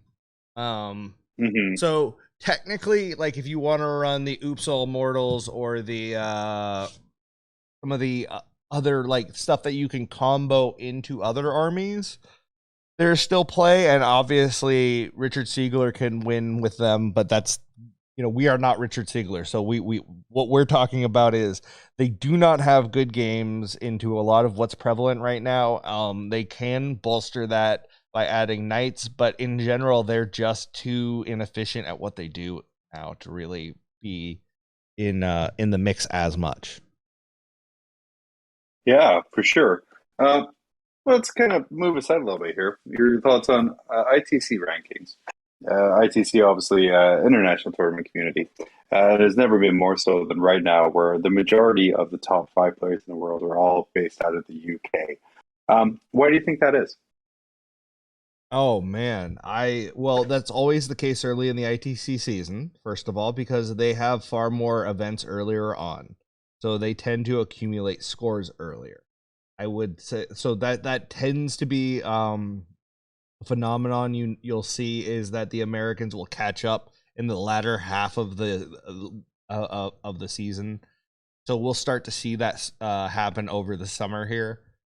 But I would also say that there has been a lot of shifts in what's good and how things line up, and we can attribute a lot of things to all of that. But I really think that there's one fundamental reason. UK is a lot smaller, and it's a lot cheaper to get around there right now because gas is expensive and travel is expensive. And if you want to be a competitive 40K player in America right now, that is not a cheap proposition if you want to travel for it. Yeah, absolutely. I will say as well, the formation of Warhammer tournaments from the UK as well has really kind of, I think, helped in giving them the events they need. Yes. We've gone to a time where, like, it was America was surprised when all of a sudden some UK people showed up with the London UTs and everything. But now we have here 1, 2, 3, 4, 5, 6, 7, 8, 9. 9 different events at GT level this year, attended by some of the best players. Yeah. So that has definitely helped their expanded scene. Talking about some of those UK players, Manny Chima, amazing player, known for spam 40K, what you could call it, finding a couple of really good units and kind of pushing them to the max. Do you think that's generally good for the health of the game, of just kind of finding these 1 or 2 combos that you can just infinitely abuse? I think that there is an important role in the game. So here's the thing: if the play testers don't catch it, you have to stress test it, right? Like there's always a question, and here's the thing: that's nothing to even necessarily do with the play testers. They may or may not be involved in points changes or all these different changes that are happening now. So. So when things change, you have to be like, okay, well, what happens now when I run X number of things? Like now with Armor of Contempt, well, you know, how good are my guard vehicles? Oh no, it still doesn't matter. They no. But for Scions, it could. Yeah, right? Absolutely. Right. So it's this sort of thing of like how does that kind of stack up? And that tends to be how. My brain just completely decided just to lose the other half of my point, so never mind. We're getting late into the night, guys. Super late in there. Yeah. That's it. Day 2. I'm surrounded. I don't know if you guys can see this here, but by little Discord symbols of different streams. We saw some really great plays between either Fred and Steve, or we had Anthony playing against Tyranids. A lot of Tyranids again here. What were some of the highlights you think of the past couple of hours? I think watching Naden just completely shut down a Knight's army with orcs was about as informative as a game can be, for sure. That was a great, like, just overall game. I thought watching the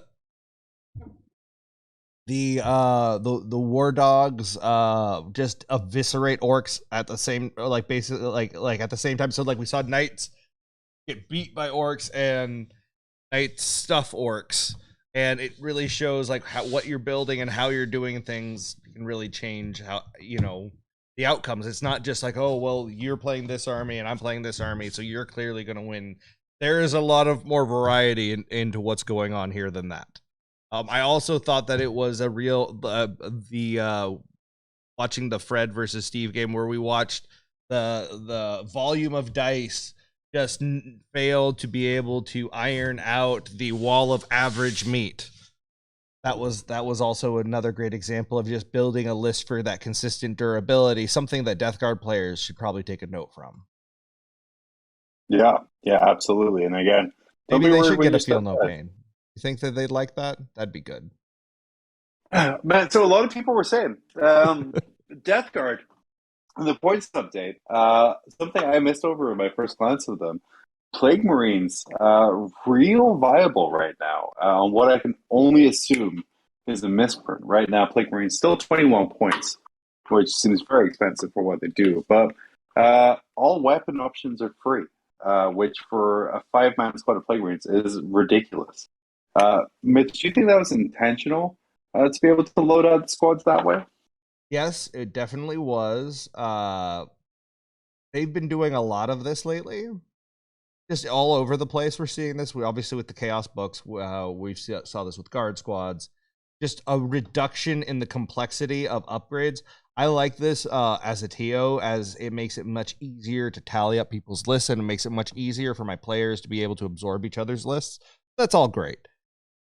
It creates sort of this situation of where people will like throw the kitchen sink in though, and they're like, well, I've got all of these things, and it's like, but you have no strategy for how to use any of them. And it can kind of, I think, create a trap for people to get, you're trying to please too many profiles, right? You're like, oh, I've got all these flamers that need to do this thing, but these things need to be here, but the flails would be great over here. And it's like, okay, well, you're going to have to pick a lane, and and so maybe it's important to be like, okay, I have all of these tools. What is the role that what are the 2 things I'm going to exploit this turn? Mm-hmm. And I will say, like, the want to just kind of open the candy shop and take all of the upgrades kind of really steals away from the fact that on Plague Marines, bolters are really good. So even though, yes, you can uber spec your unit to be like raiding the tactical lounge, what you want to do is probably still have some of those. There's some great bolter strats in there that turn them into plague weapons, which combine really well with some of the new secondaries. So yeah, be that kid in the candy shop, but have a little restraint. Yeah, have a plan. Like have an exit strategy for the candy shop, I guess. Yeah. It's something Daddy would always ask me where I'd share lists or meme lists that I would get excited about. He'd be like, oh, that's cool. How does it win? And if you can't answer that, then you kind of have to go back to the start there. I like to imagine you like running up to Danny, like really excited, looking up at him for some reason, even though you're taller than him, and just being like, Danny, I wrote this new list, and him like leaning down and picking it up and be like, oh, what do you have here, John? And looking at it and being like, oh, but how does it win? And then you just being crestfallen and like taking it and walking with it, dragging in the mud back, just all the way back to your little list crafting shack that you have. There's a whole narrative going on here. The absolute worst part was during COVID. Danny was like my bubble opponent, so like he was really the only person I played, and I got really excited for some jank I thought I figured out for Gallerpox. I was on the Gallerpox jank for a while. I do remember that. And so I had that. I deployed all my stuff. Danny's army was 12 lightning lock Morax. Mm-hmm. So by the time I could deep strike my stuff in, everything else was dead. So, and I had painted everything. Everything looked great. And he was like, wait, you can still put it down. I'm like, well, it's just going to die. I'm not going to score any points. So, no, I'm not going to. Luis in Spain is asking, did we use the new balance updates in these games? Yes. Every game you will see on all of the streams for Charity Hammer from to now onwards is all going to use new points, new balance, new missions. It's a new Warhammer season. And I can't even do a pun with Nephilim. We're Nephiloving it, I guess. But yeah, it was all new points, all new secondaries, which was on display for one of the games where they chose nothing but faction secondaries for the memes. Absolutely. Don't let your memes be dreams, people. Let your memes be consequences you regret later. Yeah, like multiple war dogs. I mean, that's only a problem after they're nerfed, John, afterwards. And at that point, do you really think there's going to be a bunch of people with 13 war dogs that they're going to be selling off at the same time because they just got nerfed? I doubt it. Very unlikely. There's no way that would, like, what would even cause all those people to sell them at the same time? Like, how would they coordinate that? I don't think that list gets nerfed, though. Because there are some real hard counters that really like give it a bad day. Probably not for a while. Yeah. What is it you guys say? It's a good 4-1 list. It is a great in the gatekeeper. right hands. And yeah, it's like if you can't deal with hundreds of toughness 7 wounds, you're going to have a bad day. But most people will be able to soon. And you just got to catch them out before they figure it out. So, Mitch, what is Charity Hammer? Always a fun time. What's your highlight of the past few days? That's got to be when I was interviewing Josh Schutz, and he was just super sweet dude, sharing. He's come out here. They have their own charity event that they do every year in memory of his brother who passed unfortunately from cerebral palsy, and so they raise money for his favorite school, his brother's favorite school, and it was just such a heartwarming thing, and to hear that Charity Hammer had led to kind of like such like the next generation doing the same kind of thing. I was like, man, you can't do this on stream. I'm gonna cry. Like, not okay. Like, I'm supposed to be like a judge or something. This is not. Don't do that. No, it was amazing and just so nice and wonderful. That was definitely the highlight for me. Yeah, and guys, as we were talking about here, everyone's here for a reason. Charity Hammer is hundreds of hours of content over multiple streams, whole bunch of games going on between some of the best players in the world, and all the proceeds are going to Child's Play. Child's Play is a game industry charity dedicated to improving the lives of children and teens in children's hospitals around the world. Currently has a network of over 180 children's hospitals worldwide, as well as nearly 200 domestic violence shelters across the United States. So they help a whole lot of people. Started by those guys who do Penny Arcade, the great 3-panel comics we read. And, you know, everyone who's here is doing it for free. They're on their own dime, taking time off of work, just making sure that they can play the most entertaining games they can. We thank them for the time. You can thank them too by donating. If you go to charityhammer.com, for every $30 donated, you will get a raffle ticket, and you'll be drawing great prizes for the entire event, which, Mitch, I think you're going to be drawing here pretty soon. You're also going to be able to win raffle tickets by answering trivia questions for the event. There's a whole bunch of ways to do it. And all of the content will be recorded and made available for free on YouTube. And Mitch, why don't you take over while I switch out my headphones? Absolutely. So, guys, we've got a game, I believe, with John Lennon coming up here with Alex McDougall, I think.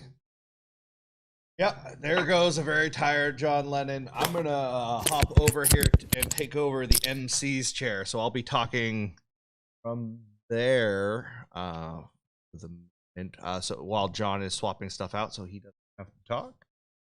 Heck yeah, I did it on purpose. Yep, so we'll be hopping over there for a minute.